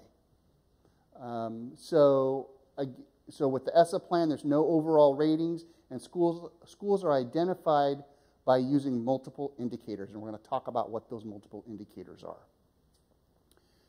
You will see student groups, all students economically disadvantaged, limited English proficient, and so forth. those are the federal and state required reporting categories. So this is a quick visual chart of what is included in the school's accountability. You have English language arts, so ELA achievement, math, and ELA achievement and math achievement, and that really is just the measurement of the percentage of students that score proficient on the assessment. Then you have ELA and math growth, and this is where it gets a little complicated. So when I think of growth, I think of, okay, we're going to measure how did this third grade class then do in the fourth grade. And that's not what they're doing. What they're doing is student growth compared to other students with a similar test history. So what that means is if I get, let's say that I get a 2,200 on my test, then what the state does is the state takes, so in third grade I get a 2,200 on my test. Then the state takes a look at when I the fourth grade test, I get a 2,400. The state then takes a look at everybody, all of the other kiddos statewide in the third grade that got a 2,200, and what was their growth. So my growth on that is compared to everybody else's, and then that's given a rating. So it's not, so it's a little, it's for all of you policy wonks out there, the state of Oregon, when I say it's a black box, it's nothing that I can replicate because it's statewide data, but it's after the Colorado growth model is what Oregon built theirs off of. We've added regular attenders, so we have attendance, freshmen on track, so earning at least a quarter of the graduation credits by August, so that gives kiddos a chance to take summer school and to get caught up. So you can see up there regular attendance, freshmen on track, and then Kelly's going to talk in a little while about English language proficiency. That was added to this report, and then, of course, graduation. One of the things that I want to bring is when we talk about graduation, that data has already been presented. There's no new graduation data. The report card is always a year behind because what we're looking at now is my team is still working with the high school and Fur Ridge to work on the graduation data because it's cohort graduation. So kiddos that started in the 9th grade, they have 4 years to graduate, and the last diploma granting institution is either gets dinged or gets credit for it. So we're still in that process of figuring out whose kids who, and is this kid Centennial or is this David Douglas, and so that takes, so we'll finish that in, let's see here, sorry about that. We'll finish that in December, so we should have some more information on that. So basically, this information is for the kids who graduated the year before that? Correct. Yeah, so when we had the graduation report and it showed that we had dropped and we did the presentation on that, that's all this data. So that hasn't changed. So one of the things that the state has done is, and I was actually a part of this and got to participate in this, really try to make parent and community friendly reports and try to get away from the word report card. That's why I put that in quotes. The state's calling it an at a glance because when we think of a report card, we think of, did I get an A, did I get B, did I get a C, or am I proficient, or am I not? What are my naughty marks, or whatever. But that's not what this is. So this is really taking a look at all of these measures, depending on the level, and saying, how is the school doing? So this is the at a glance, and I'll just briefly talk about this. Down the left-hand side, now this is the front side. Down the left-hand side, you have student information, number of English language learners, and so forth. Then across the top, you have class size, regular attenders, which is back to that. You have what they call individual student progress. That is growth. That's what they're measuring. They are measuring, where we have up here, ELA and math growth. So they are combining it into one, if you will, speedometer, gas gauge, whatever you want to call that. So all of the student groups, math and ELA, they're putting into one, are they low, average, or high? And then you have your English language arts and math achievement, and then they put science on there. Across the bottom, you see school goals, state goals, and safe and welcoming. The first and third box Principals are, I work with principals. They write that, I submit that to ODE, and then that gets printed. So those are where the school can talk about what they're doing. On the back is staff, and you might ask, where are they getting all of this information? These are these are some of the collections that my department works with the superintendent's office, that works with HR and the schools to submit data to ODE. So ODE has this data, and that's been one of the things as you collect this data, let's get it back in some form. So that's what they're doing here. Along the back, or along the top, you have regular attenders, ELA, and math broken down by student group. And then about our school, the principal fills those in. So that's written by the principal. Superintendent Richardson? Yeah, so just quickly, as the meeting I was in today, the Deputy Superintendent of Schools, Colt Gill, was there as well, and he had a conversation about this. And specifically, I just want to echo what Derek's been sharing, the at-a-glance and the intention, because he did talk about the intention of not calling a report card. And in his words, I have notes here, he talked about the intention of ESSA around developing a system to put resources into schools and support. So what he said is this is an attempt to move away from, in the whole model, move away from the shame and blame, and instead look at if we have schools that need extra assistance and support, how are we making sure that we're getting resources there? And we'll be talking about that a little bit later as well. But I just wanted to add that because he specifically talked about that. Well, I have to tell you, you're making more sense of it than when I first looked at it. Yeah. I want to go back. One of the questions that I got asked, because with the previous, so we had No Child Left Behind, and then we were what I call a gray area, where we had a waiver from the state, and they kind of came up with some different models, and now we have ESSA. So when we were in that, I'm going to call gray area, where we had to apply for a waiver for a few years, the state did, we had high school growth. And one of the things that folks push back on is, how do you have high school growth when you have an 8th grade test and then you're waiting all the way till the 11th grade to test them? That's a long time. And so when we take a look at growth, there is no growth in this new ESSA model for high school, and that's the reason why. So talking about student achievement, at what levels are the students in David Douglas achieving and growing, and what are the district doing to ensure increased student achievement? So before I get into this, you're going to see some great areas, some areas where we're really knocking it out of the park, and you're going to see some areas where we need to work. And so in all transparency, there are areas that we, as a district and as schools and as a school board and as everybody, that we need to work on.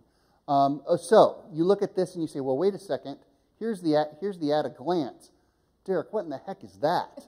Okay, so ODE also provides what's known as a detailed report. And it is 4 pages per school. And so what I do is I take all that data and I dump it into a manageable format so that we can look at this. But this is what we look at as a school district when we're looking at, when I present to principals, not the parent community, but actually kind of, if you will, the data behind that. So if you look, you don't see percentages up there. What you see is you see levels. And so at the top, you have level 1, or excuse me, at the bottom you have level 1, and that means that they are below the 10th percentile in the state. If the school is at, the student group is at the state's long-term goal of 2024-25. So you can see up there that we have level 2s. Mill Park is at a level 1 in quite a few of the student groups. Now we move to growth. And remember, growth is based on individual students and how the rest of the state students did. So student growth compared to other students with similar score histories. So if you take a look, you can see that we have the level 3 is kind of the state baseline. And you might ask, well, wait a second, why are they going to 2016 and 17? This is a 2017-18 report. They went back 1 year to be able to set a baseline. So the 2016-17 state average is their baseline. So you can see that we have good growth. We still have some student groups that are at a level 1 with growth. And so in summary, we have celebrations and we have needs improvements. I've pretty much talked about this, but overall growth compared to the achievement. We have all students at the high school, level 4, Cherry Park, Earl Boyles, Alice Ott, Ron Russell, level 3 with growth. Gilbert Park, Alice Ott, Ron Russell have 5 or more student groups scoring at a level 5 in growth. Menlo Park with the Black African American, level 5. Alice Ott with economically disadvantaged. Areas of improvement needed would be achievement outcomes. What I'm trying to figure out, and I guess this is the transparency with me, I'm trying to figure out when you look at all of these level 2s, it's in the bottom percentile of the schools, trying to figure out some of the numbers behind those, to be honest with you. I have some emails into John Weens at ODE, and they haven't got back to me yet. So achievement outcomes, students with disabilities at Mill Park, growth. When we looked at growth, still our students with disabilities, and at some of our schools, the Black African American students didn't show the growth that the other kiddos did. So I'm going to turn it over to Brooke, and Okay, so I'm going to talk to you a little bit about our response from a district perspective and what some of our district systems are. So I do want to talk about, when we talk about English language arts and Smarter Balance, what we're assessing is reading, writing, speaking, listening, and research. So those scores that you see encompass all of those different areas. And Smarter Balance is students' application of the Common Core state standards. And I know I say this every year, but for our new people, I think it's really important to understand how the Common Core state standards were put together. Our previous systems have been starting at kindergarten. What do kindergartners need to know and be able to do? And then we layer up until high school. When Common Core came about, they said, we need to increase the rigor. We're not graduating students that are ready for college and career. So they started at college and career, and they worked backwards. What do we need to do to be successful for college and career? What does that look like as a high school student? What does that look like as an 8th grade student? And all the way down to kindergarten. So what happened is all the skills and standards that they shifted up. So when we're talking about rigor, which hopefully you could see from some of those assessment questions, it is much more rigorous than I know when I went through school. But I am really excited about the education that our students are getting. We're going to have some really deep critical thinkers, and I think that's very exciting. So at the district level, what we adhere to in English language arts is a system called response to instruction. And that's really important, and I'm going to explain that to you because that matters later on when we talk about some of the supports that we're giving to schools. So in a response to instruction model, the biggest part is that every child in every classroom receives the instruction they need and deserve every day. Our children come to us, some at grade level, some below grade level, some above grade level. So it's our job to really take them where they're at and accelerate them. And how we do that is we have to be very intentional. What we don't want to have is to see our outcomes and be surprised by that data and say that we didn't respond. So where we start within our response to instruction model is we start with culture. It's very important, and that means having high expectations for all of our students, and that we believe with effective core instruction that all students can learn and that they're capable. It's about building relationships with the students. And this is also, you'll see, I know Ken has talked to you a little bit about our focus on culturally responsive teaching. You will see culturally responsive teaching live here within our culture. We also have these pillars that support our work. Our leadership, our administrative team is very important in this, that they have the vision and that we have agreements for standards of practice. What happens within an English language art block? We have whole group, small group, and independent supports within that.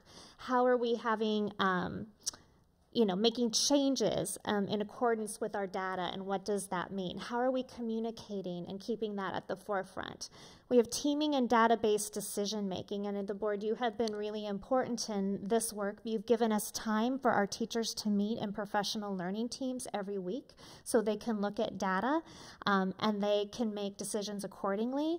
We also, at the elementary level, we have release time where teachers engage in meetings, which we call 100% and 20% meetings, and they are constantly keeping that data at the forefront and adjusting their instruction. What do I need to do for my whole class, for my core instruction? And then what do I need to do for those students who are performing at the bottom 20% so that I can meet those individual needs? Within this is professional learning and support. With Common Core, when that came along, we really, and we always do, we're in a culture of continuous improvement, so we always have to be thinking about how we're improving our craft. And that means ongoing job-embedded training and coaching, and that we have implementation integrity to the materials that we adopt, to the practices that we adopt. We are so fortunate in David Douglas that we have coaches, instructional coaches in our buildings. We have student achievement specialists, we have mentor teachers. Teaching is one of the most hardest professions there is, and so our teachers benefit from daily coaching with coaches in their schools in real life time.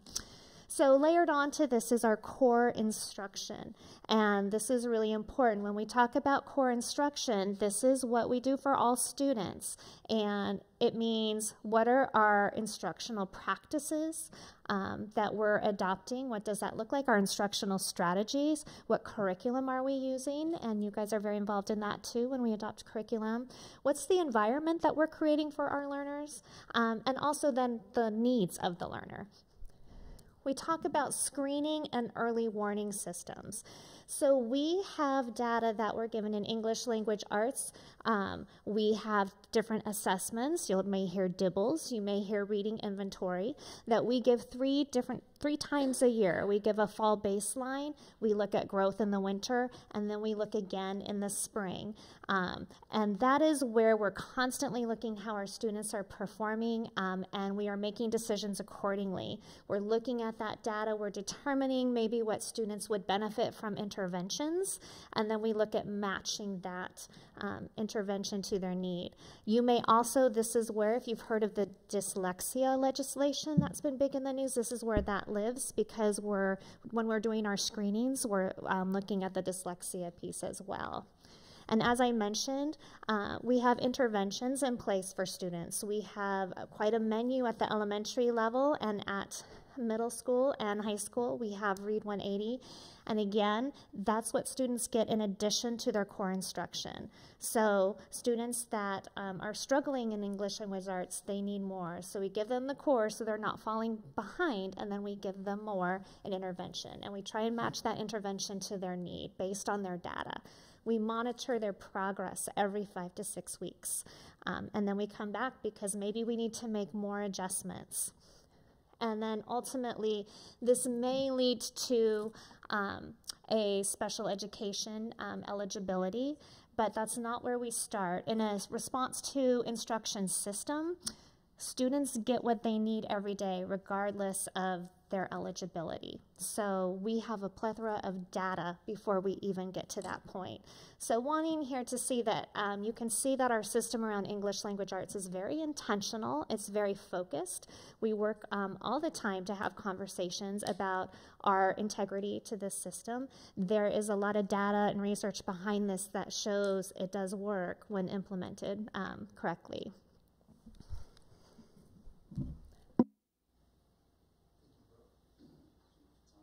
So now I want to discuss math. So like ELA, we see that we have 2s up there. We have Mill Park with a level 1 in many categories. What I forgot to say was you might see not applicable, not rated. What does that mean? That's nothing that we do. If the student population is under 20, ODE suppresses that and doesn't let that data out for FERPA. Because technically you could identify who those kiddos are. So any student group under 20, we don't see the rating on. When we take a look at growth with math, especially look at Mill Park, you've got levels 5s and 3s, 4s. So knocking it out of the park there. They're meeting the state's long-term goals. We do have Ventura Park with a level 1 in growth, and Andy's going to talk a little bit about that later. So again, Celebration, strong growth at most levels. Mill Park, really strong growth. Alisat, level 5 growth with all students, and just in general, middle school growth. So if we go back, we see at middle school, Alisat knocking it out of the park, Ron Russell, Floyd Light. Improvement needed, achievement outcomes again. In the all students with disabilities, the achievement, not the growth, but the achievement at Mill Park, and then growth with students with disabilities and the Black African American, and growth at Ventura Park. So Brooke, I'll turn it back over to you. Okay, so some work that we're doing at the district level in math, and I should mention I'm speaking from a district perspective, and then Andy will talk a little bit about our schools and what's happening specifically in our schools, so you can see where we're going. But when we talk about math achievement and growth and smarter balance, what that's measuring is concepts and procedures, problem solving, communicating, reasoning, modeling, and data analysis. All of that is lumped into that one score. So we were the benefit of a Title IIB grant not too long ago, and we had the great opportunity to spend 2 years really engaged in some deep mathematical professional learning and practice. So a lot of our work at the district level stems from the success that we had from that grant. And from that grant came our mathematics vision, in that we will engage every student in a rigorous and equitable journey through mathematics. Again, when I talked about Common Core, it brought in a lot of instructional shifts, and it's not how we learned math. And so as educators, we are relearning how we teach math. Probably I know where I lived as a student was procedural skill and fluency. So it's no longer about learning algorithms, learning tricks. Do you guys remember FOIL when you had to do that? Oh, you go first, outside, inside, last. Those are all gone because what we're finding is we teach tricks, we're teaching speed, but are we spending the time with the conceptual understanding? Do we know the math? And what we were finding is no. So now what happens is we're spending more time posing a problem to students. You might see a whole math block based totally just on one question. And students are talking about, how do I get there? It's not necessarily about the answer, but the journey they take to get there. They're learning that there are multiple ways to get to an outcome. They are learning that they need to collaborate with one another, and they're seeing, how am I efficient in my answer? So later we will layer on the algorithm, but that comes at the end. We want to know that they understand. We're shifting from performance time to actual learning time, and that's a big aspect of the Common Core. So how we're doing that in David Douglas is we have selected a focus on mathematical discourse this year. Yes, that means talking in mathematics. I don't know if you guys had, but it's no longer come in, do your warm-up. I'm going to give a lesson, and then you're going to work independently at your desk. You should see mathematics classrooms that are lively. Kids are talking to each other. They're posing purposeful questions. The teacher's posing purposeful questions that gets them to think. We're asking students to talk about their thinking, communicate their thinking, write their thinking, and they might live in productive struggle. That's a good thing. And this is hard as educators, because when kids are struggling, what we want to do is we want to come in and we want to help, right? But we want them to come to this understanding, and we want to create the conditions. We don't want destructive struggle. We want that productive struggle that leads to a deeper understanding. So we have established in David Douglas, and again, I want to keep you within this RTI framework for culture, leadership, and professional learning, collective commitments that our whole administrator team has been working on this year. And this lives and breathes at every single one of our administrator meetings. We share these at every administrator meeting. We talk about how we're doing. So we had to go back and talk about what is student discourse and what does it look like when well implemented in a math classroom. Sounds simple, but it's really challenging. We'll be able to articulate how student discourse aligns with our evaluation system and the professional teaching standards, culturally responsive teaching practices, and our district initiatives around the multi-tiered systems of support.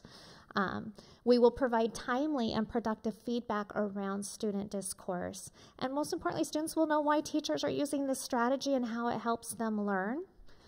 All students will engage in meaningful discourse in every class period. So you should see the teacher talking a lot less and the kids talking a lot more. And then all administrators will set a timeline to review progress on a math aim statement. So all of our administrators have, we have this frame that they came together, and every level has a different amount that they put in. So the amount of meaningful and productive student discourse in the math block will increase through the implementation of Math Talk moves. By June of 2019, again, every level got to select what percentage and what that looked like based on the context of their school. Blank classrooms will score proficient as measured on 3B using questioning and discussion techniques from the Danielson Framework. Danielson Framework is our professional teaching standards.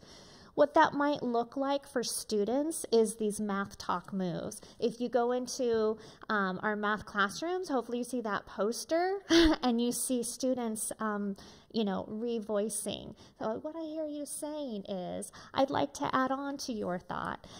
They're repeating, they're reasoning, we're waiting, we're not coming in to rescue them, and there's a lot of turn and talks. How would you solve that problem?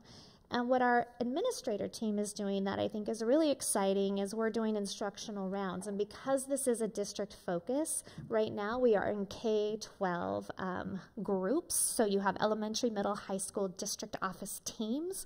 And we are going and visiting classrooms, and we're doing observations of teachers who are willing to be vulnerable and share their practice with us. And we're looking for these things and what they look like. And then we're coming back together and talking about what we saw. What type of feedback would we give the teacher? What does this mean for our professional learning, for staff professional learning? So trying to be responsive to what we're seeing. And we do that once a month. We have those, we call them instructional rounds. So at the district level, too, when we talk about professional learning and support, we are so fortunate to have 2 math specialists that help us lead this work. And I'm really proud that they are nationally sought out to come and speak to different groups and organizations. They just do a fantastic job for us. This year, very exciting at the elementary, they are leading, every elementary school has a team of teachers that agree to sign on and be math leaders in their schools.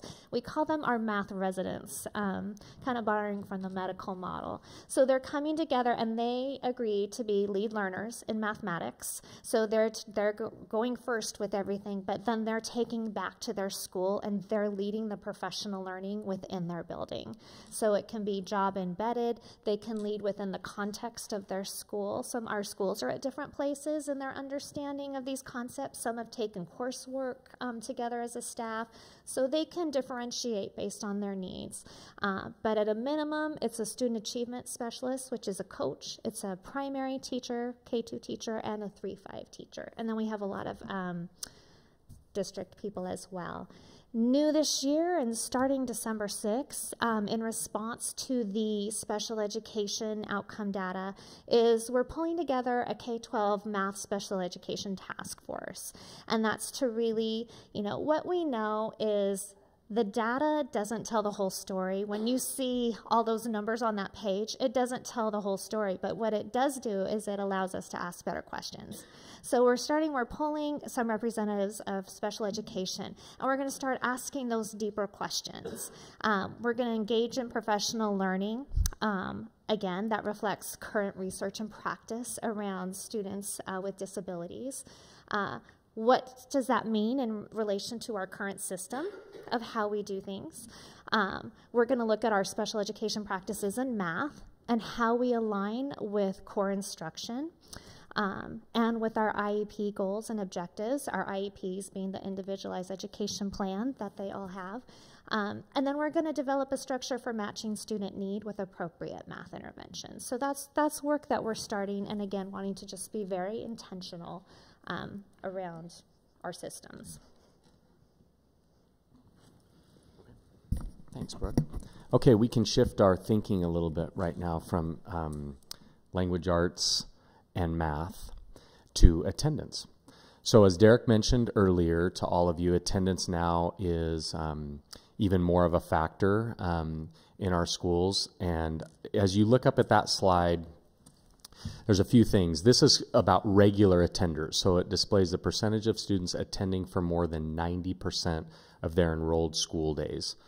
So like if you were to choose, let's say Lincoln Park. So if you find Lincoln Park there, and let's look at English learners on the left side, you'll see that Lincoln Park there's that dark green color. That means they're a level 4.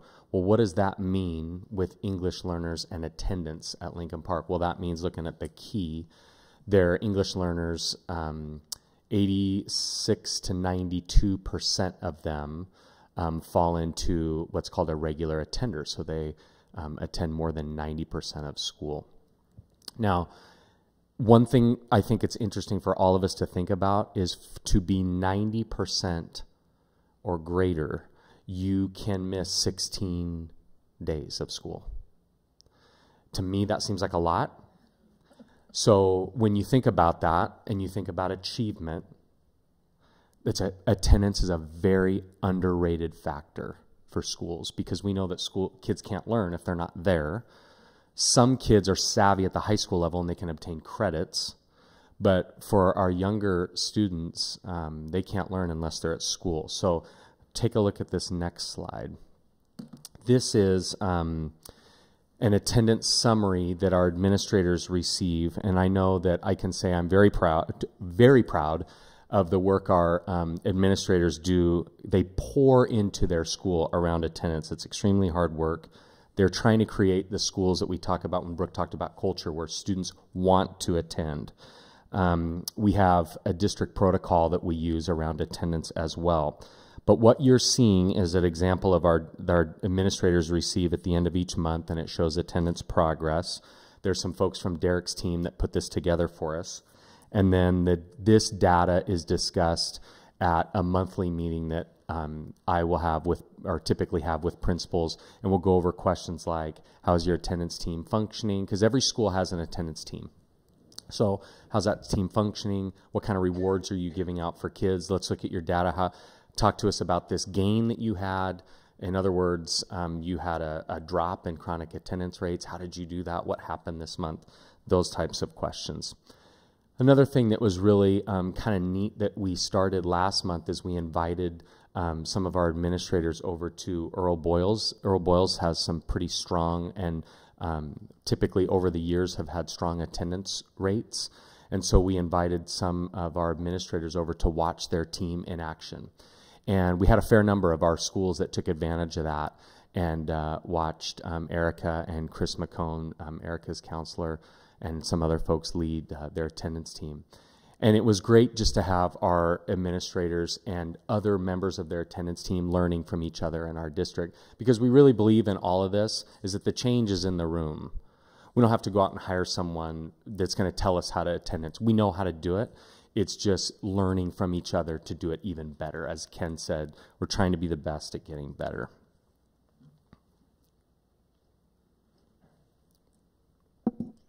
This is my slide. So on track for English language proficiency.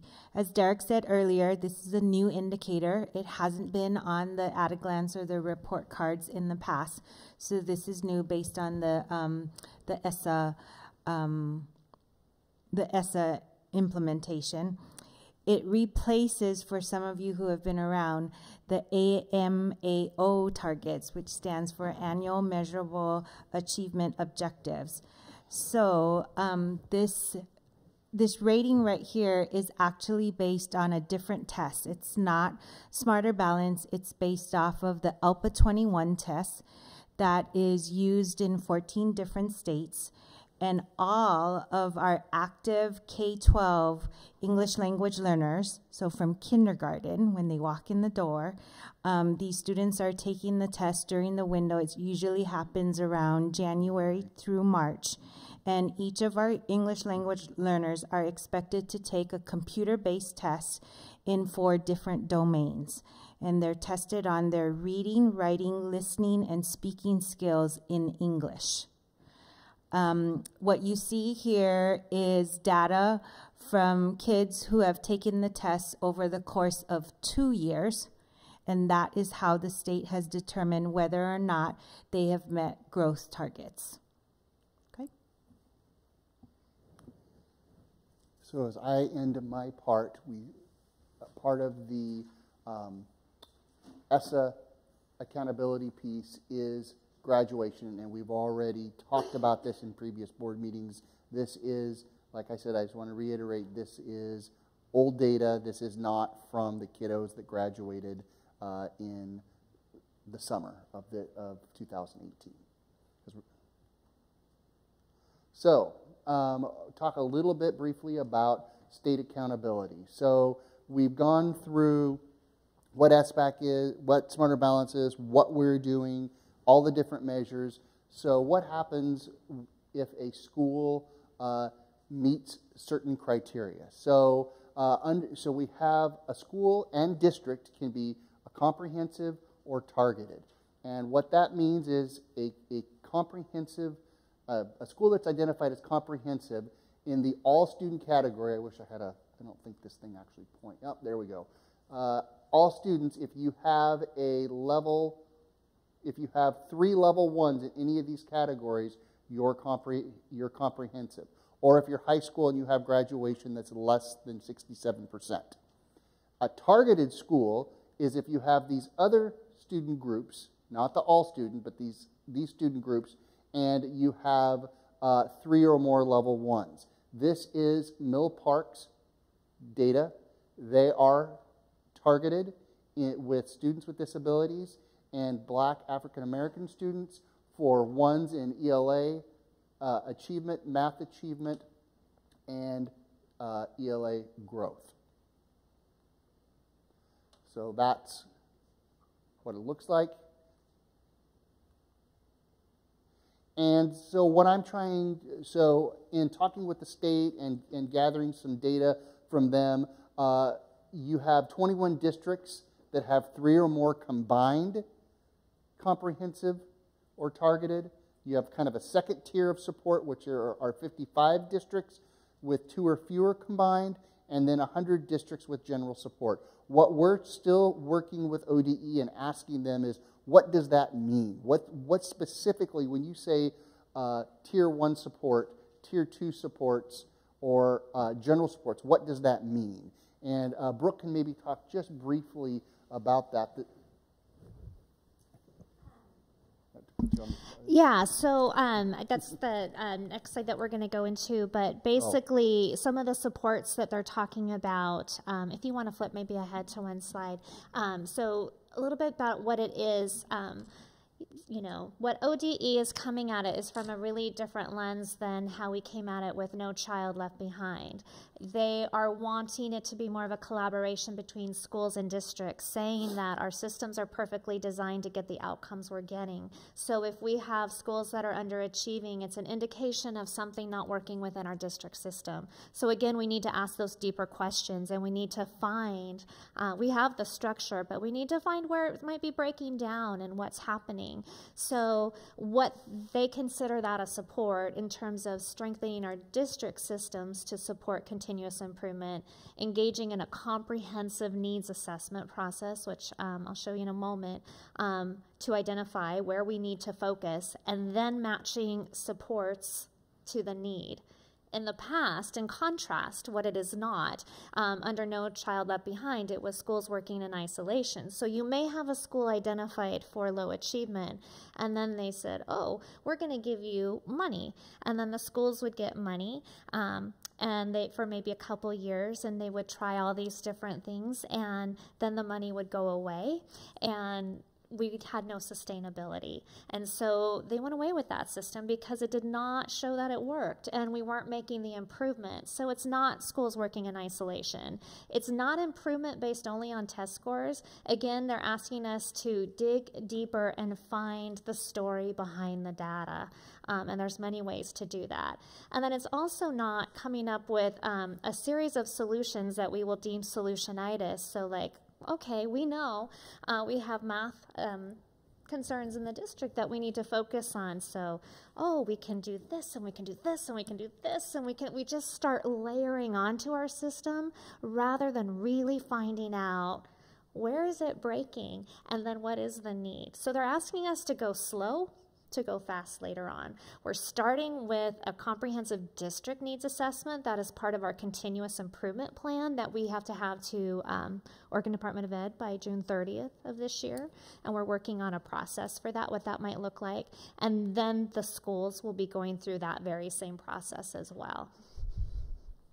So I just wanted to say, as you take a look at the East County, and this isn't meant to call out our other districts, but knowing that regionally or in East County, there are other districts, our neighboring districts, that are in the same, I will say, boat or have schools that are in the same. And our hope is that we can learn from each other, so that it's not a point and shame and blame, but that the ESD at whatever level helps with the process. And so that, again, like Brooke says, that kind of remains to be seen, but kind of some of the scuttle out there is that we will be working regionally together. So when we talk about the comprehensive needs assessment process, this is what it means. There's 5 different domains that we need to take a deeper dive, and we need to look at the health of our system. We have the data component, we have the student outcome component. Now we need to dig deeper into all of these components across leadership, talent development, stakeholder engagement and partnerships, well-rounded coordinated learning principles, and inclusive policy and practice. And then within each one of those domains, there's indicators that we will go through and we'll assess how are we doing in each of those areas and what data do we have and evidence do we have to support that. And that's where we can maybe focus some of our work and then layer on, okay, what are we doing? Where can we celebrate that we have strong systems in place, and where can we say we can shore this up? And there's different things that we can do. I do want to point out, you'll see under stakeholder engagement and partnerships, 3.4 is the tribal consultation. So they're including that as part of our comprehensive needs assessment, which is first time they're doing that, so it's very cool. Okay, so we've talked about a lot this evening in this presentation, and I feel like I get to talk about the fun stuff because I get to talk about the work that's happening in the schools. And we know that we have 2 schools in particular. All of our schools are working to strengthen their programs every day for our kids. And we've heard a lot. Brooke and Derek have talked a lot about the planning and what we do for that. And so now I'm going to try to provide you with a snapshot about some of the things that are happening at the school. There's a lot on the screen, so I'll try to pick out some of the highlights. Mill Park, under the direction of Principal Stell and his amazing group of educators there with him, are definitely working with a sense of urgency. One thing that they focus on at Mill Park is relationships first, and Principal Stell feels very strongly that it's hard to teach kids effectively without a strong relationship. One thing they've implemented at their school is community circles school-wide for the purpose to give students a voice and getting to know them. Now, you heard Derek talk earlier about Mill Park's growth. We know about their achievement, and we know that there's work to do there within our district. But their growth, to have a school, to have 5 level 5 scores of growth is very, very hard to do. There's very few schools in the entire state of Oregon that can claim even having a level 5 score on anything, let alone growth. And having 5 of those is very impressive. So we talked to Mill Park about how in the world did you do that? So there's a few things that they did. One of the things they did is a pretty big time change in their testing environment and providing students with a more successful space for them to concentrate and just do their best on the test. In addition, some really cool things that they've done there are some math lesson studies that focused on open-ended tasks. They also had their teachers. What I love that Principal Stell's done is he's had his teachers do what's called walkabouts. So they're out observing other teachers to improve their skills. Again, the changes in the room. So they're able to go and watch other teachers in their craft and then debrief and talk about, hey, what did you do that was successful? I'd like to try that as well. The other thing that they have been committed to is what Brooke showed earlier, those math talk moves. And we've put a real emphasis in that district-wide this year. Things like turn and talk, so giving students an opportunity to pause and talk about and discuss their learning right then and there. And then also things like reasoning, like, do you agree with that statement or do you disagree, and why? And then also wait time. We know that providing students with wait time is very important. It's one of our math talk moves, and that's something that Mill Park, focusing on math talk moves, have helped with some of that impressive growth. Now the next page, next slide I'm going to show you are some strategies that they're working on to increase achievement in both math and language arts. So a couple things to combat those achievement levels. Again, I'm not going to read them all, but they're definitely, Brooke talked earlier about the board providing PLT time on Wednesdays, which is huge for our staff to be able to come together and plan and talk about effective instructional strategies. Mill Park has a strong student achievement specialist. That's what SAS up there stands for, as a student achievement specialist. She's doing some great work planning math with grade level teams and offering to model some lessons. And then also we've talked a lot about increasing student discourse. And I know Mill Park has a huge emphasis on that this year, and around students sharing multiple perspectives. You'll see CRT 16. CRT stands for Culturally Responsive Teaching Practices, CRTP. And number 16 is one of those. It's one that Mill Park has adopted around sharing the multiple perspectives. So it's kind of that idea of, that's one idea. Does somebody else have another idea that they can share? Or that's one way to solve the problem. Who did it another way? Oftentimes then kids' thinking is honored more, and then they stay in the game a little bit more in the classroom. When we talk about language arts over there at Mill Park, during their 100% meetings, teachers have chose a targeted group to focus on, and those are students in the yellow zone, which are close to benchmark but not quite there yet. Obviously, they're teaching all students, but we have to target their instruction there. Principal Stell and a group of teachers are going to be headed to Joe Robinson. Joe Robinson is one of our state leaders in effective literacy instruction, and so there's a few of our schools heading there at the end of this month. Also, it talks about growth groups. So it says all case students are in an intervention during growth group time. Most are in Imagine Learning. Imagine Learning is an intervention that it combines language with literacy support, so students can access it in their native language if they need to. There's just a lot of work with Mill Park, very strategic around using their data that we have for assessments, and then really targeting their instruction around that, which is what we know is to be effective.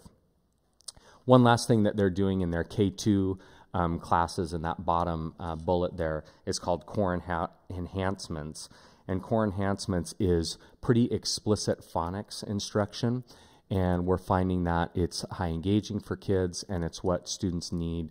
Some students that need some really intense phonics instruction to become fluent readers. One other thing about Mill Park that's exciting for them and their community is that they receive, and I think we presented it, the tech grant a couple weeks ago, where now there's a lot more technology in the school, and they share a technology coach that they share with Menlo Park.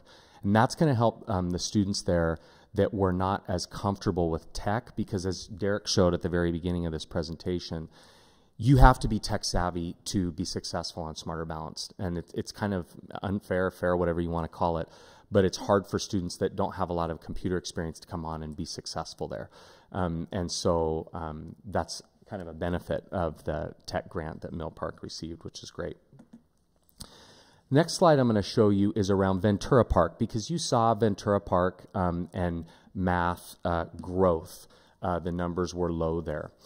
And Principal Shower over there is working with her phenomenal team there as well at Ventura. And they are also, I can say, it's the fun part, talking about the fun part of instruction. They have kind of 4 engagement strategies that they're working on. You can see that on the right side. Students have to be engaged. Well, first off, as we talked about, they have to be there. So we have to continue to work with our attendance and encourage students to be there, work with our families, support our families, and quite honestly make the school a welcoming, engaging, and fun place for them to be. And so then Principal Shower is working on is engaging the students once they're there, and her students and teachers. So you'll see a few similar things here. She has an expectation that, as does Principal Stell, that full 60 minutes is taught every day in math block. Oftentimes, maybe you wouldn't be surprised, but lots of things happen during the school day. There's assemblies, there's holidays, or there's other things that tend to come up. But Principal Shower's committed there to that 60 minutes of math block every day. Excuse me. Their staff is working on a class. Joe Bowler is a math teacher, and her staff goes online and takes the class together. It's kind of neat. I know that Gilbert Park is doing that as well, as long as with some other schools, and it's a time for teachers to work together and talk about growth mindset and effective math practices. That's something that Ventura Park is working on. Also, what's really exciting at their school that Principal Showers has planned with her team is that they're using their professional growth money and their site council to work with our Mathtosas that Brooke explained, Steve Vansel and Amy McQueen that are so talented. They're going to come into Ventura Park and model some lessons and also facilitate some lesson studies so the teachers can watch them and then also be coached by them to improve their instructional strategies and, quite honestly, their effectiveness with the curriculum, because this is our first year, as you've heard before, with LearnZillion. LearnZillion is our math curriculum. Cool thing about both these schools, I think, number one, extremely, extremely committed communities. So you have a principal that is unbelievably committed in both schools, and you have teachers that work with a sense of urgency. I get an opportunity, and it truly is an opportunity to see that quite often. And it's fun. It's not easy, but we all know as when we sign up to be teachers, that it's not easy work. We're not coming in here to put our feet up and expect everything to change. But the other great thing about, I think, a lot of our schools is that in order to improve their strategies, they're learning from, and you've kind of heard this, they're learning from each other. So a lot of their professional development is done from within. And so their teachers are researching and then also trying out strategies. So there's kind of a culture there where you don't have to be perfect all the time. You could try a strategy and you have support around you to improve and get better and better. So it's my turn. It's been a long presentation, but we thought it was really important, rather than just looking at the data, to talk about what we're doing. What are we doing in our schools? And obviously you just heard we specifically spoke about Mill Park, and we specifically talked about Ventura Park because of some of the results we got. So as we go on to these last couple slides, and I promise to be very brief, I want to point out something we talked about specifically with one school, but I truly believe it's in all of our schools, that we do start with relationships. It's relationships first. I'm very proud. I believe all our teachers believe it. I know our administrators, our administrators believe it, that you know, every single day, how do we communicate, build those relationships with kids to let them know we believe in them? We're never going to quit on them. We're there for them to support them every single day, over and over again. And then also in our district, we've always had a focus on, and I still have a focus on until the board tells me different, a focus on that growth, right? The reality of achievement and where it is, that's not something you're going to hear our administrative team shy away from. It's something that we're owning, looking at, developing, and always looking to increase.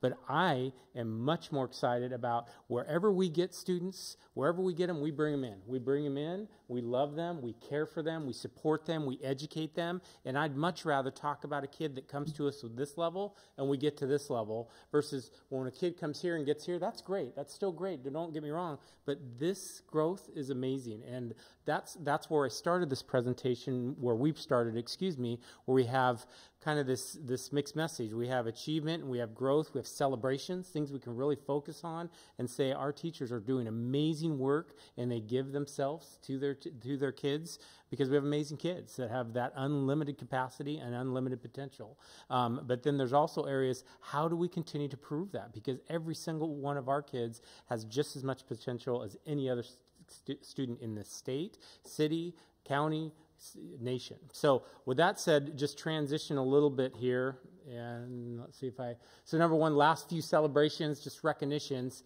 and you might have seen these, so I'm not going to read them out, but specifically there was some articles posted, 17, 18, talking about our middle school, specifically some of the strong results. And the reason I wanted to really point these out as well, and as they're pointed out, is because in David Douglas, we truly believe that we are pre-K-12 model. So our administrators at the middle school understand that a lot of their results are also from the backbone of our elementary work, right? You can't say a middle school 8th grader wasn't influenced, impact, and felt the achievement and growth from their 3rd grade teacher, their kinder teacher, their 5th grade teacher. So when we see these celebrations, we also are looking at the work of our elementary schools, because when you look at the pre-K all the way through, it's that overall continuum that we go through. So just wanted to take a minute to look at those. And then just another one that was posted in the Oregonian kind of around this data, which again, for our middle schools, that's a reflection of our elementary schools as well. And then this next is an article that we've been reading and trying to study a bit, and I did share with the board, but I just wanted to recognize when you talk about the growth, because it's very interesting. It's a national study. It's, does it say 3 million elementary school tests and middle school tests and over 11,000 school districts. The article itself is about Chicago, but what's fascinating about it is when we started looking at this article, and during the article, the database, you could actually plug in David Douglas School District. When you did that, it actually mirrored Chicago. So it's just kind of interesting. So the pretense of the article, and I will read this real quick, is in the Chicago public school system, enrollment has been declining, the budget is seldom enough, and 3 and 4 children come from low-income homes, a profile that would seemingly consign to district to low expectations, but students here appear to be learning faster than those almost every other school system in the country, according to new data from researchers. And I want you to know that was out of the article. I don't know that I believe everything about what's said there, but that was from the article. But then you go down, they also said the 3rd grade average test scores can be thought of, again from the article, as measures of educational opportunities available to students in a community prior to age 9. Growth rates in average scores from 3 to 8 can be thought of as reflecting educational opportunities available to children in school during that district. So again, just interesting. I'm not saying it's right. I'm not saying it's wrong, but it's painting a narrative that we're researching and looking at and excited about when you think about the growth model. And the reason we're excited about, because again, this article goes on to talk about a number of different things, from standardized tests to biases to what they mean, how do you measure what's really a good district or not, and I'm not going to get into all of that. But the data itself, when you look, you can see Chicago down below the big circle, which is what the article's about. But in the article, you can place David Douglas in the database because we were part of the study. And in David Douglas, the typical 3rd grade student scores 1 year behind peers in grade level. So at 3rd grade, when we take the test, we're 1 year behind, basically, is what this is saying. That's where we're starting. Then by 8th grade, we're at average. And basically, you can see Chicago, and again, if you read the article, it's about Chicago, but just based on where we're at, it kind of is a reflection of us as well. And David Douglas, the typical 8th grade student, scores even with peers in grade level. What's fascinating about that is that growth then, what that means is there is a closing of the achievement gap, because it's not 5 years growth, it's 6 years growth. And the reflection, when you do this live in the article, it shows how some of the schools just stay and how others grow, and that growth is fascinating, and I think something that is in need of exploring.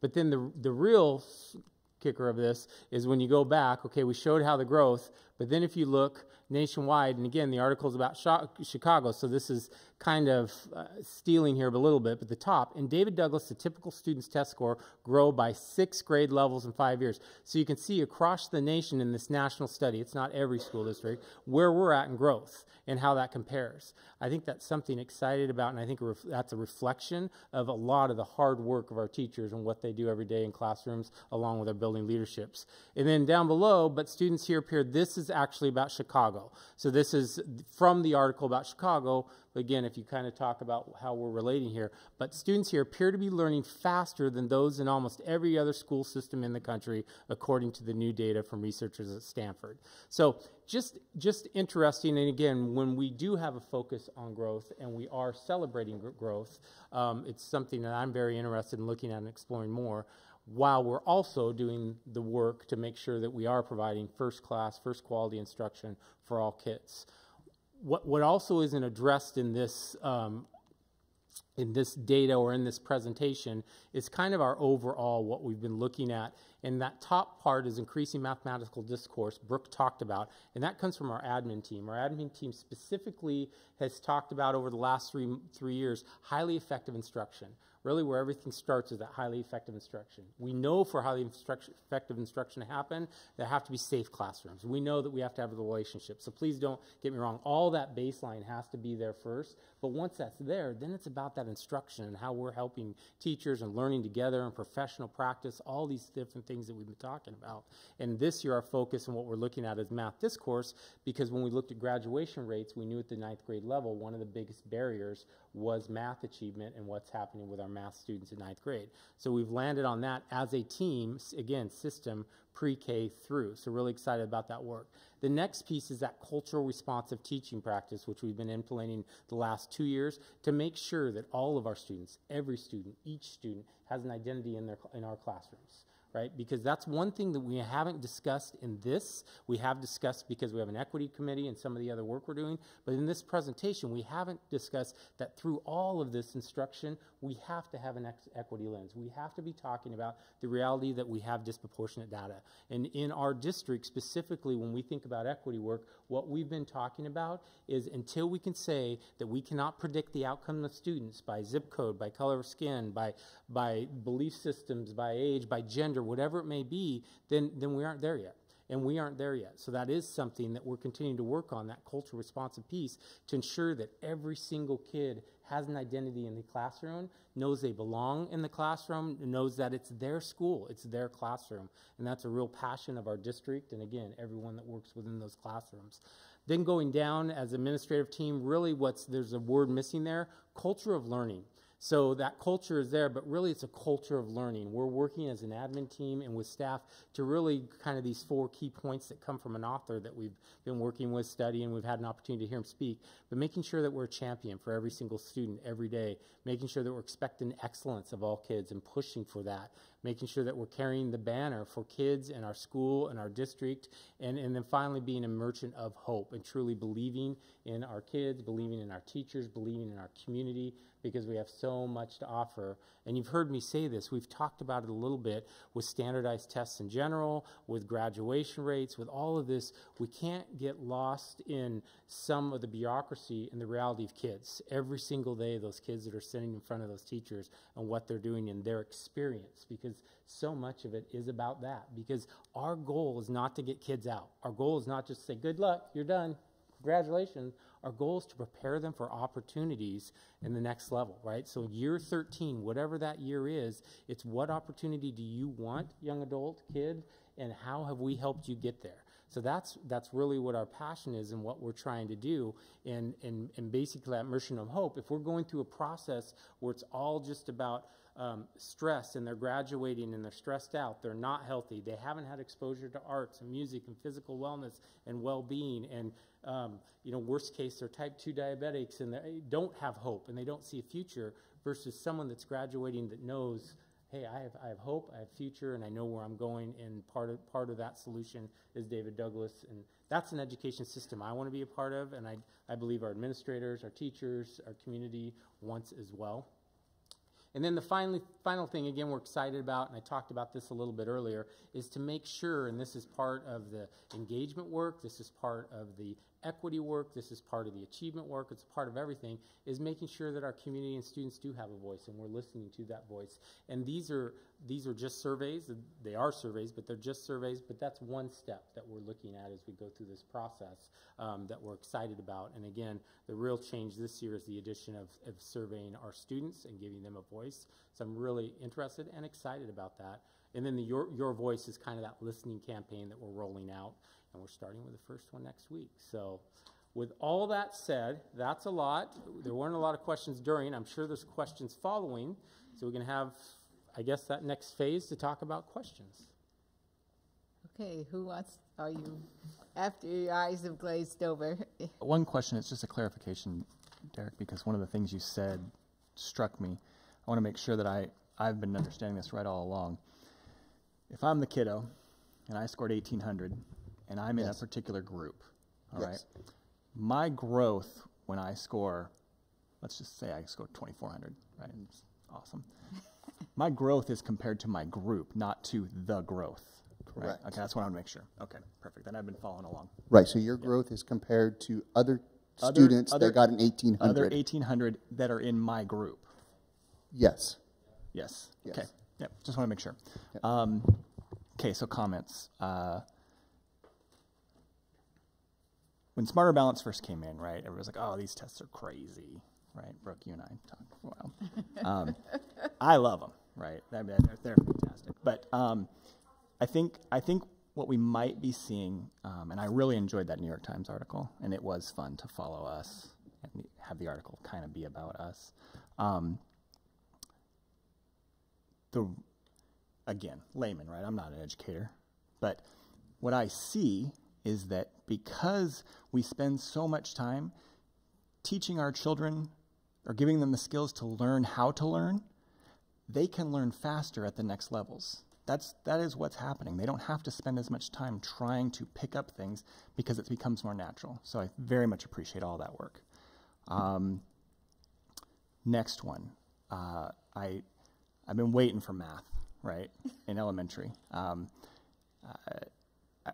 Everybody's had their own experiences, but I've had elementary math teachers say, well, do you want to teach the lesson, right? Like there's some elementary math teachers, that wasn't their deal, right?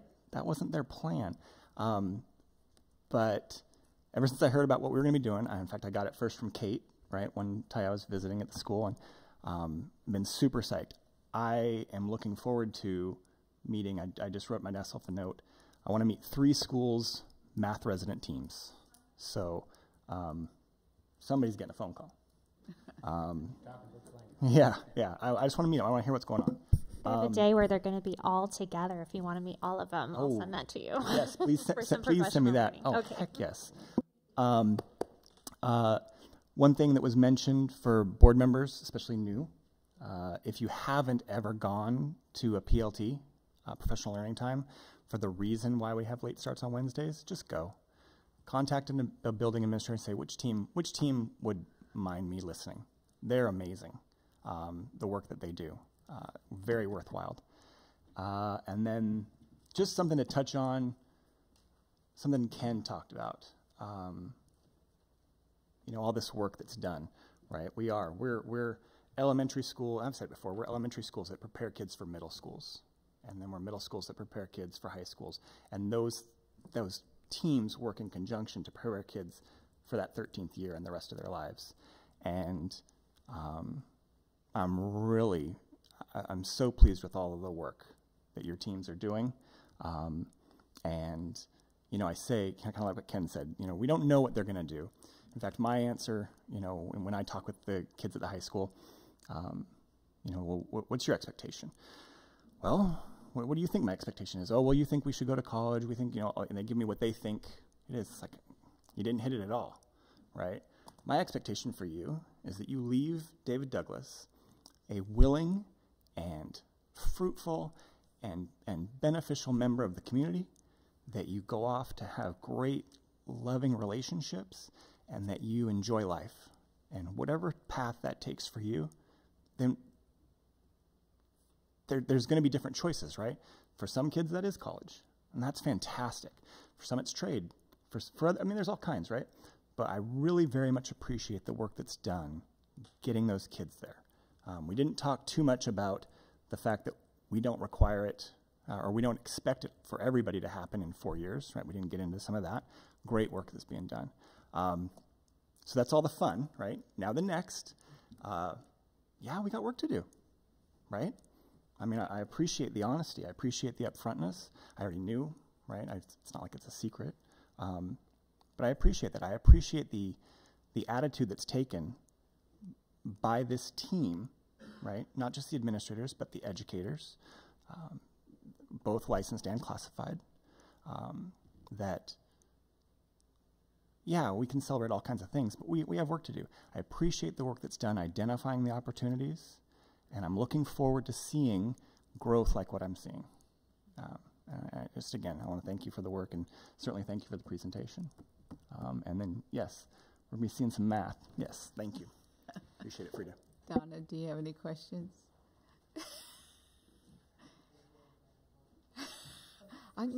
I can come back to you if you want.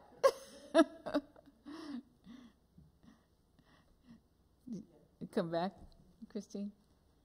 Yeah, so on the targeted improvement school, it sounds like the state's not firm on what support we're going to be provided. And I find that a little frustrating because, I mean, obviously this isn't your guys' fault. It's the state's fault. Why are they not, why is there not a plan in place already? I mean, they knew last year that they were going to have these targeted schools. Mm-hmm. So why is our state so unresponsive, and why is there such a lack of a plan?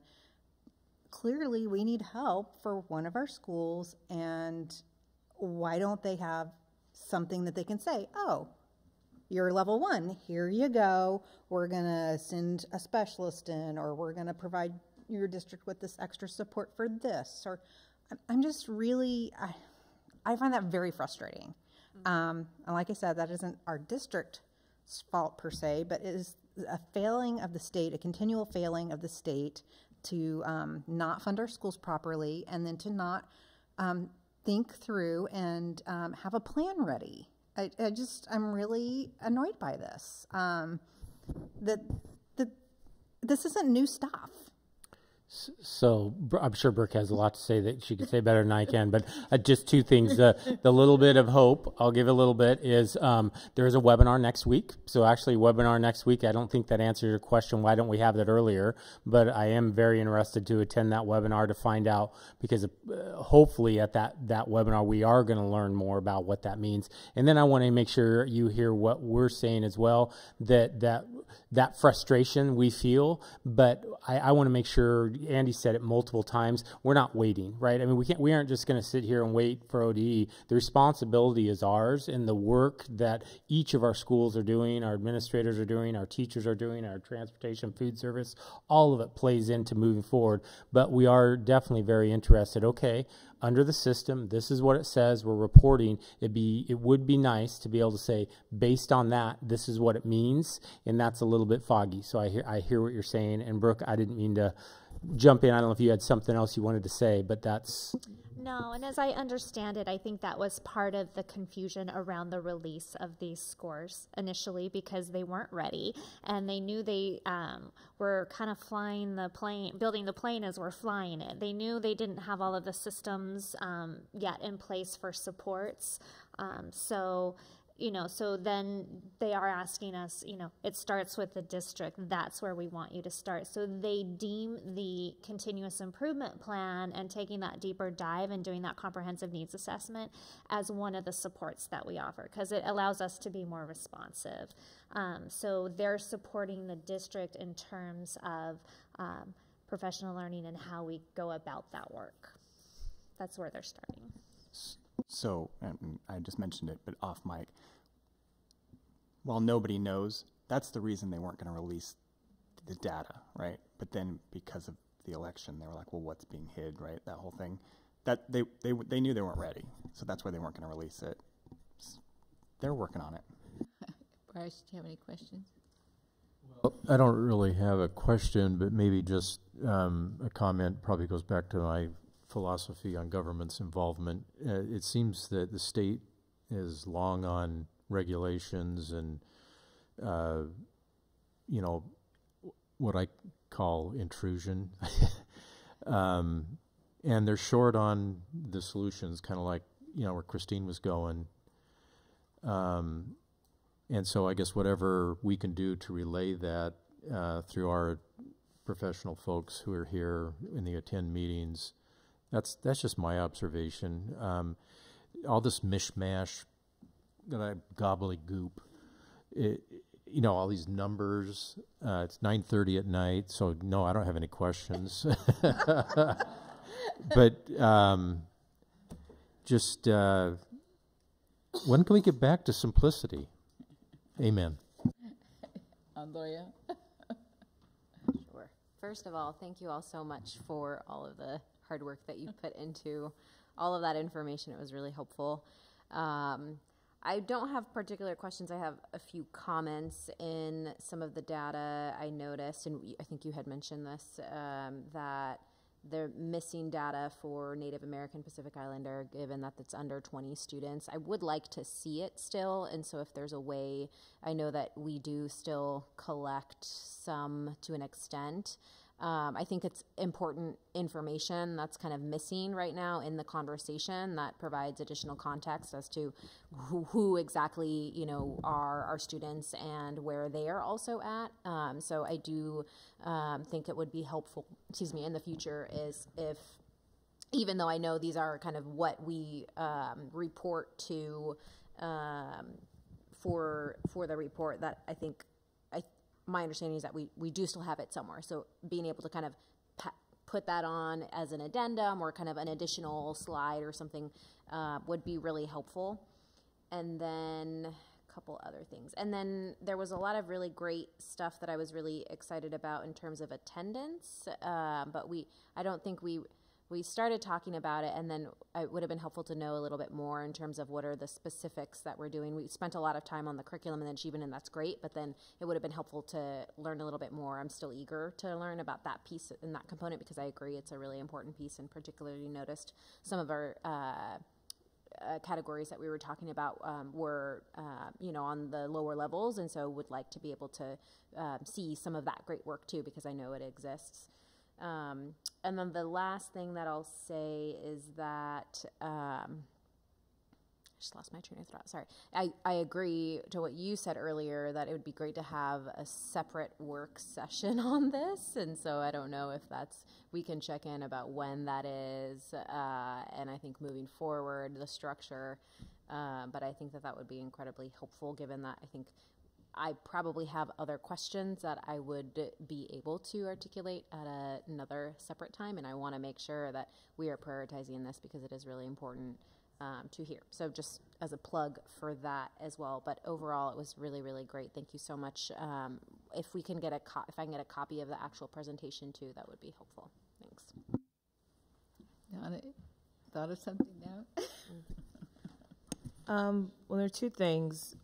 One, I guess a question came up for me in terms of the focus on math as discourse.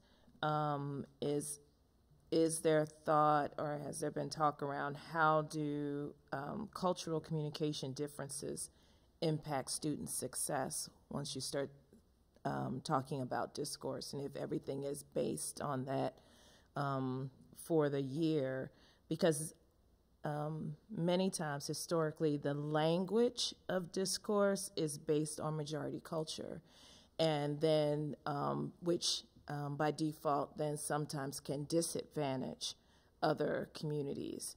So I'm just wondering if that has been a consideration, and if that is going to be part of what is done with teachers to help them translate that language. Even as I was looking at the slide with the little move pictures, right? The way the things, the little questions were worded, in my mind, I was thinking, I would have said that differently. I would have communicated that differently. And I know that teachers, if you have teachers from those communities, they can make the translation for children, and so that everybody does have equal opportunity. But the fact that our district is still at this point struggling with that disparity of teachers who are representative, that is just a concern. Is, so, okay, if everything is based on this discourse model, the discourse language, though, is going to heavily lean towards one community and how we keep the other communities from being disadvantaged as a result of that. That's a great point. And the discourse work, and I should have said it, it really is grounded in equity, because what happens is the students that raise their hand, you know, sometimes there's students that can go a whole period and not say a word. And so we want them to be able to enter into the conversation wherever they're at. And Kelly can add to this, but what you'll see a lot is teachers providing scaffolded supports. You'll see sentence frames, you know, based on that work. So basically they'll practice the sentence frames, and then they just need to insert some of the vocabulary that they're learning. There's lots of different entry points when you're talking about discourse, but I still think it's something that we need to pay attention to and focus on. But it is grounded in equity so that all students have more of a voice and all students are doing the doing, rather than just a few students doing the majority with the hand raising. Okay. And the other question I had was, has there been any thought or any work towards any way that we are also bringing parents along? As you know, I think you said at the beginning that this is very different in how we learned, you know, and so the more we continually change the curriculum and move further and further away from what parents have experienced and know, the less they are able to then engage with it with their children, and the more children and parents are separated because of that. So is there any thought that has been given to that as well? Yes, I think that's an area that we need to do continual work, but I know a lot of I think Earl Boyles has one coming up, are doing math nights, and I don't know if I could put you on the spot to speak to that.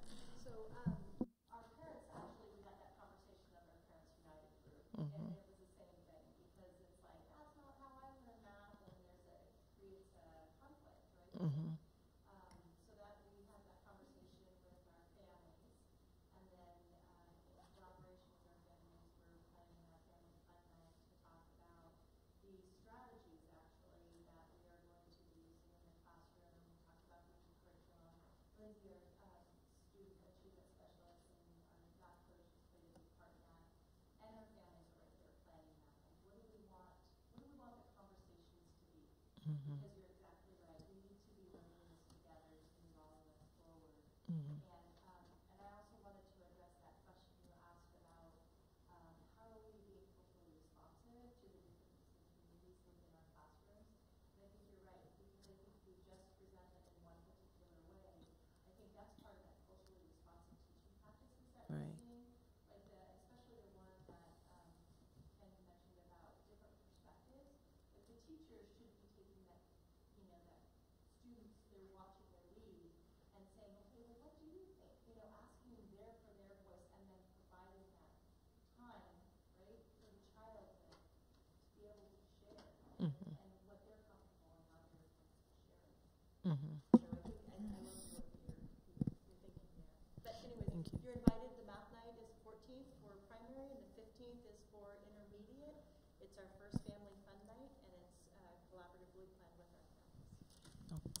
Thank you. And I know many of our schools have math nights, but I do think that's a continued area of focus. And when I say discourse, that doesn't always have to be oral. Kids can enter that just by using manipulatives and making visual representations, and then layering on the language to help. So thank you. Thank you. Okay, I needed to ask you something because it came up last year when I was in the third grade classroom. Growth groups, can you explain it? The kids were taking off to growth group after I helped them with math, and I never got around to asking, what is a growth group? A growth group is, it might be nice way to say intervention group. And when we do interventions, what we're doing is we're grouping students with like needs. So it's instead of calling it you're going to intervention, you're going to your growth group, because we want to have a growth mindset and really instill that into our culture. Okay, so it's targeted supports. Yeah, they all went off in different ways. Targeted supports based on need. And the math, I'm glad to hear. I think we need to some way reach out so more parents attend those math nights. I happen to be a math person, so I was helping last year. I didn't have any trouble understanding how they're teaching now. But I'm a visual person. In my mind, I can visualize the math problem. They say that's a very strong suit to have. And so I could see they were learning the concept before learning the algorithms and stuff. But I can see where a lot of parents who aren't math people would have a very hard time with it. So I think if there's some way we can really try to communicate more in our schools how important it is for them to attend the math nights, especially if they're struggling helping their child, to try to get more at, that might be helpful. And I'm not going to ask any more questions because it's late and Ken would like to have a break, so we... I'm just I want to ask, and I really want to ask Lori, because the rest of us can get up and kind of take a couple breaks. When she's taking minutes, she can't. So if we're going to I don't mind doing a break. If we can plow through, if we can just ask her how she's doing, I'm fine as long as everyone else is fine. I don't know. You want a break? Want a 5-minute break? You guys want to plow through? Okay. Everybody's going to plow through? Oh, yeah, I'd like I'm ready to stretch. No, hopefully our enrollment report won't be as long, but I want to thank you guys for it may have been long. I'm not going to ask any questions just because of the length. So,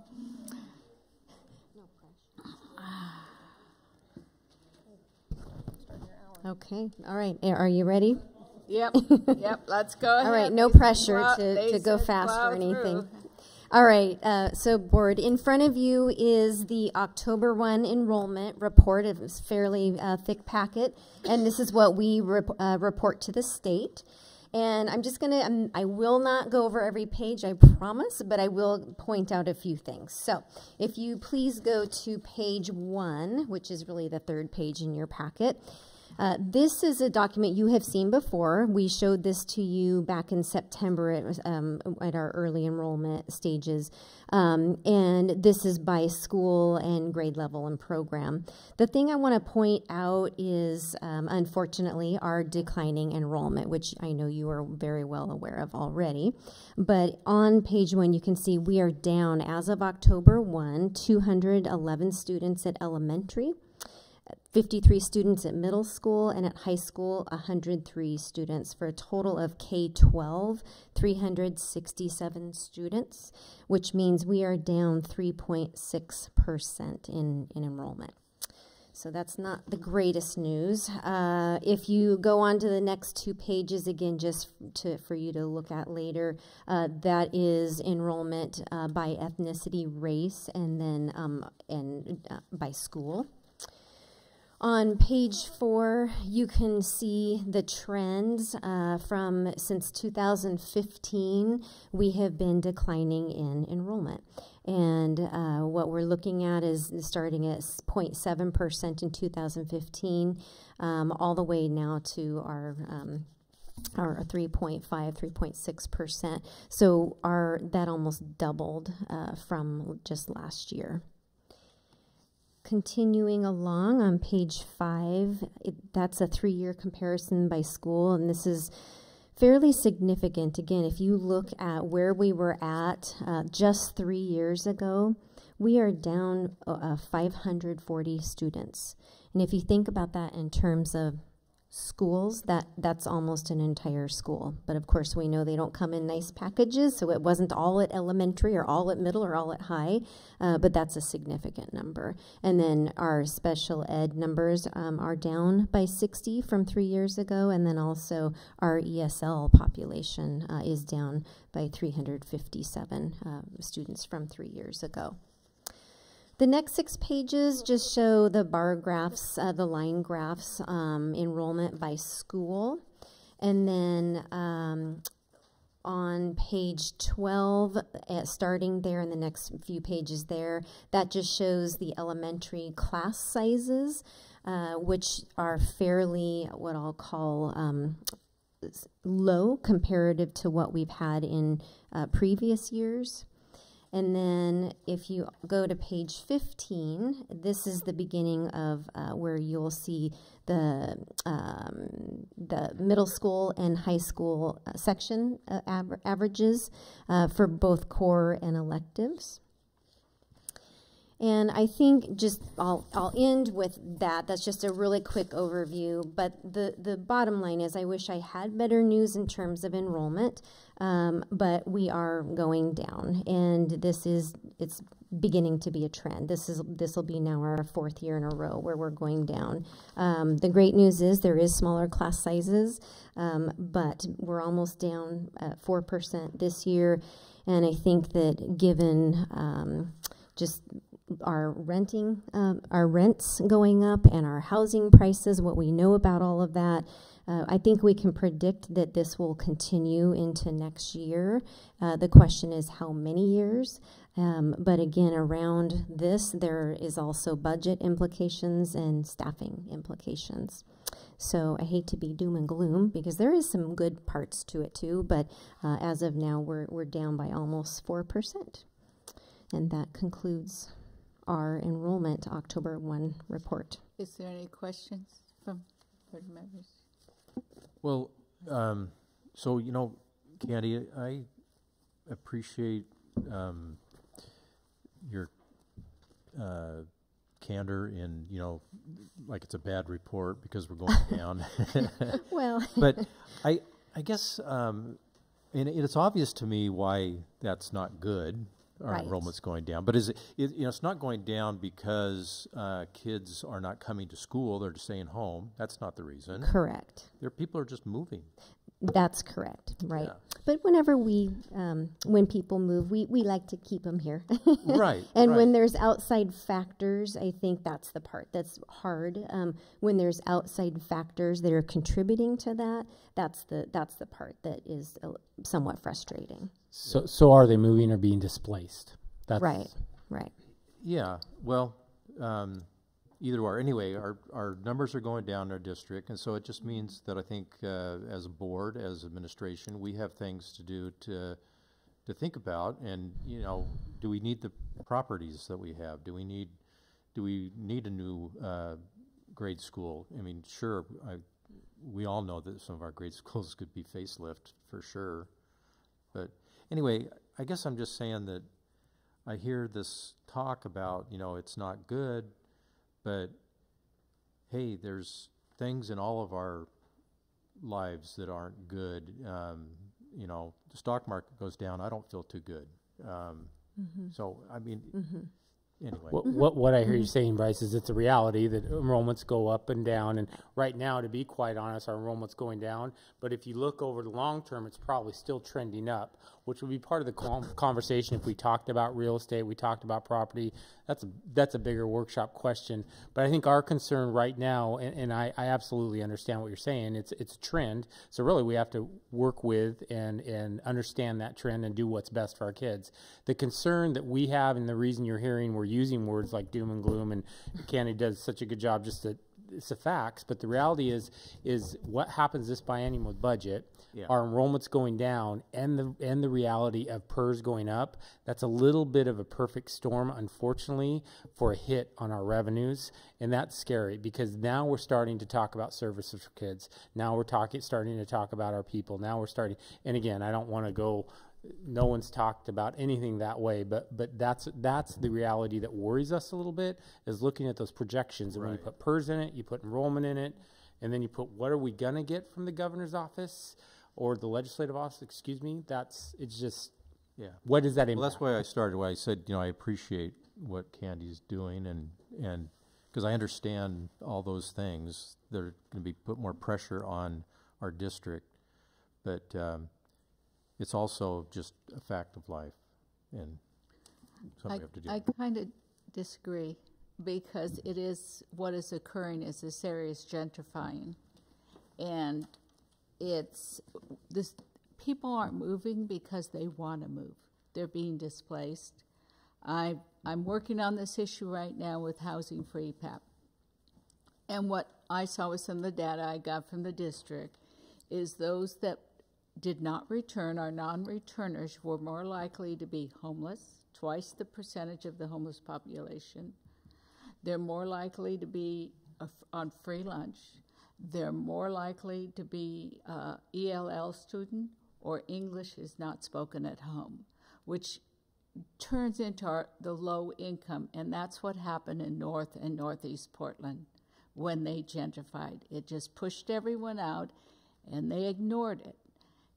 I think we have an opportunity here because there is that connection with stabilizing housing for our families and children succeeding to do something about it.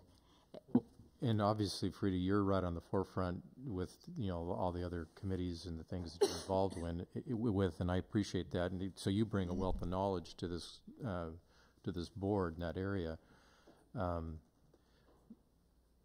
was going to say and go on, but I'm not going to go because it's late. Okay. But, you know, we can have this discussion later. Well, I guess I'd just like to say that the problems are larger than what we're going to solve around this table at any time. And though I may be coming to you in the next month or so, because I had a very good meeting with the Housing Bureau last week to move ahead to support a preference policy for the affordable housing with the Metro bond passing and Portland having its bond, getting more affordable housing built here and giving a preference to our families that are currently here or have been displaced in the last year.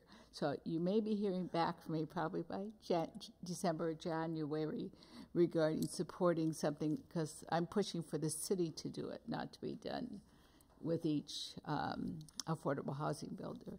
So it's something, because I feel that's, if we can mitigate displacement, which they never did in Northeast and North Portland, you know, we're ahead of the game instead of, because our people they did a deep dive. They're moving to Vancouver. They can't even afford to live in anywhere in the metro area.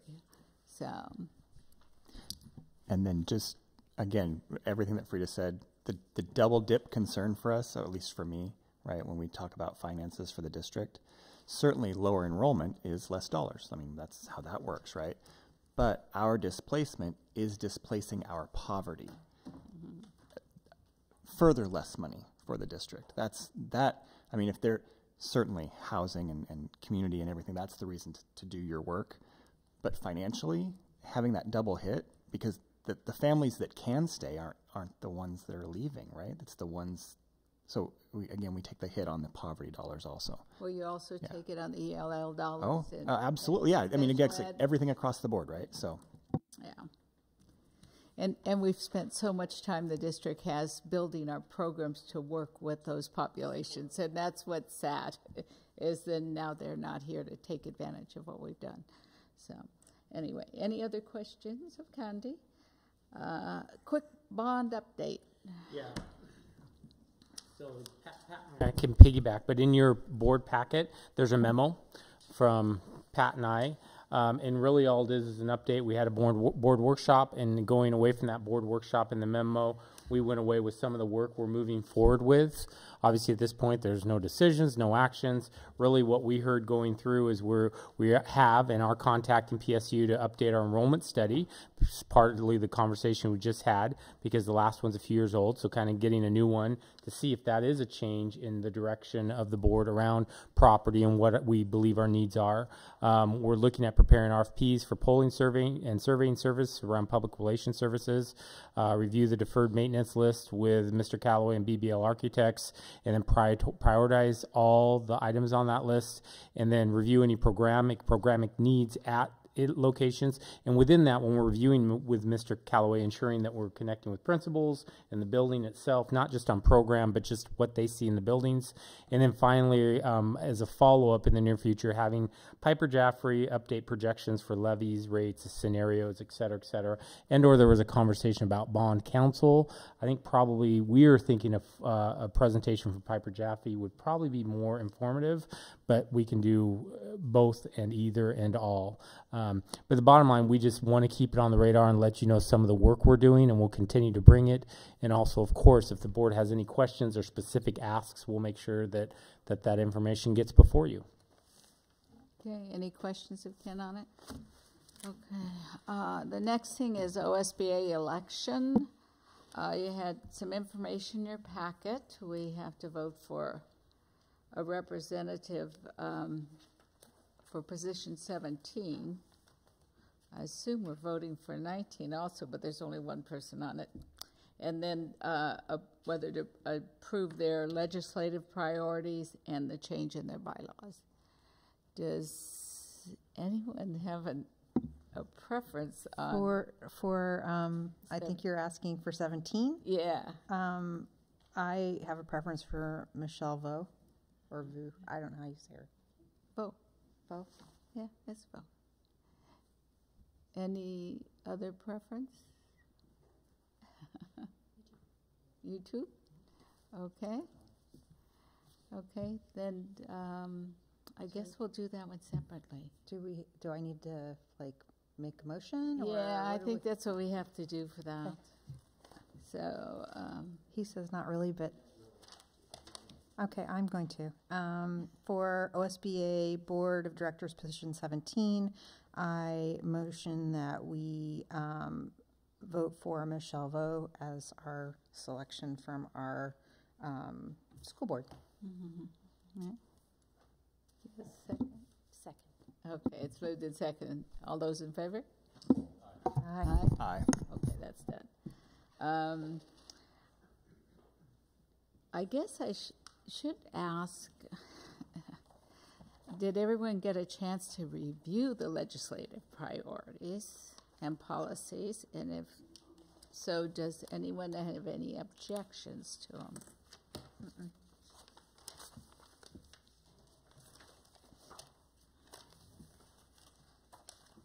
I thought they sounded reasonable. Yeah, I didn't find anything in there that I would be against. So,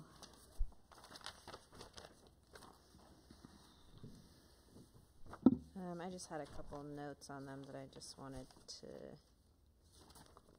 flag, things that I liked. I thought it was all good. I liked some of it was around capital construction, capital improvements, and I had the bond on my mind as well. So I think that fits nicely with some of the work that I think we're hoping to do here soon. And then particularly like the curriculum technology and online education STEAM stuff. I know that we're doing some good work there, but overall it was all fine.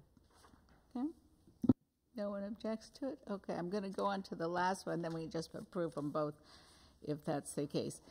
As many of you know, our past board member, Anna, was served on the Colored Caucus.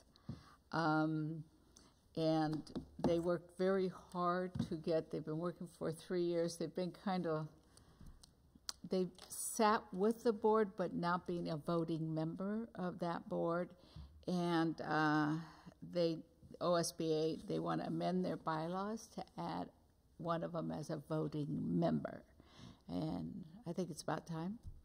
You know, that group worked, I think, close to 3 years coming together and working hard on, and this is, I guess you might say, the final step, so that at least they have a vote in the participation. So, does anyone comment? Objections? Okay, then let's. I don't think we need a motion. Do we? No. Is a consensus to approve all of them? Mm-hmm.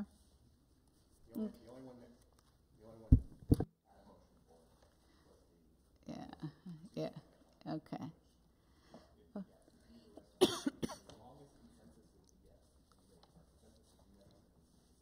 Yeah.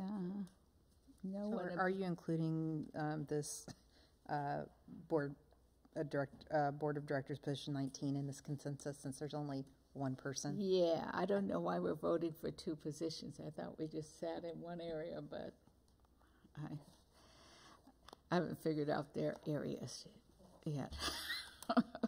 So, yes. So, no objections, and we'll move forward. Lori, you can send them that we approve to adopt the proposal Resolution 1 and Resolution 2, as well as Paul Anthony's position.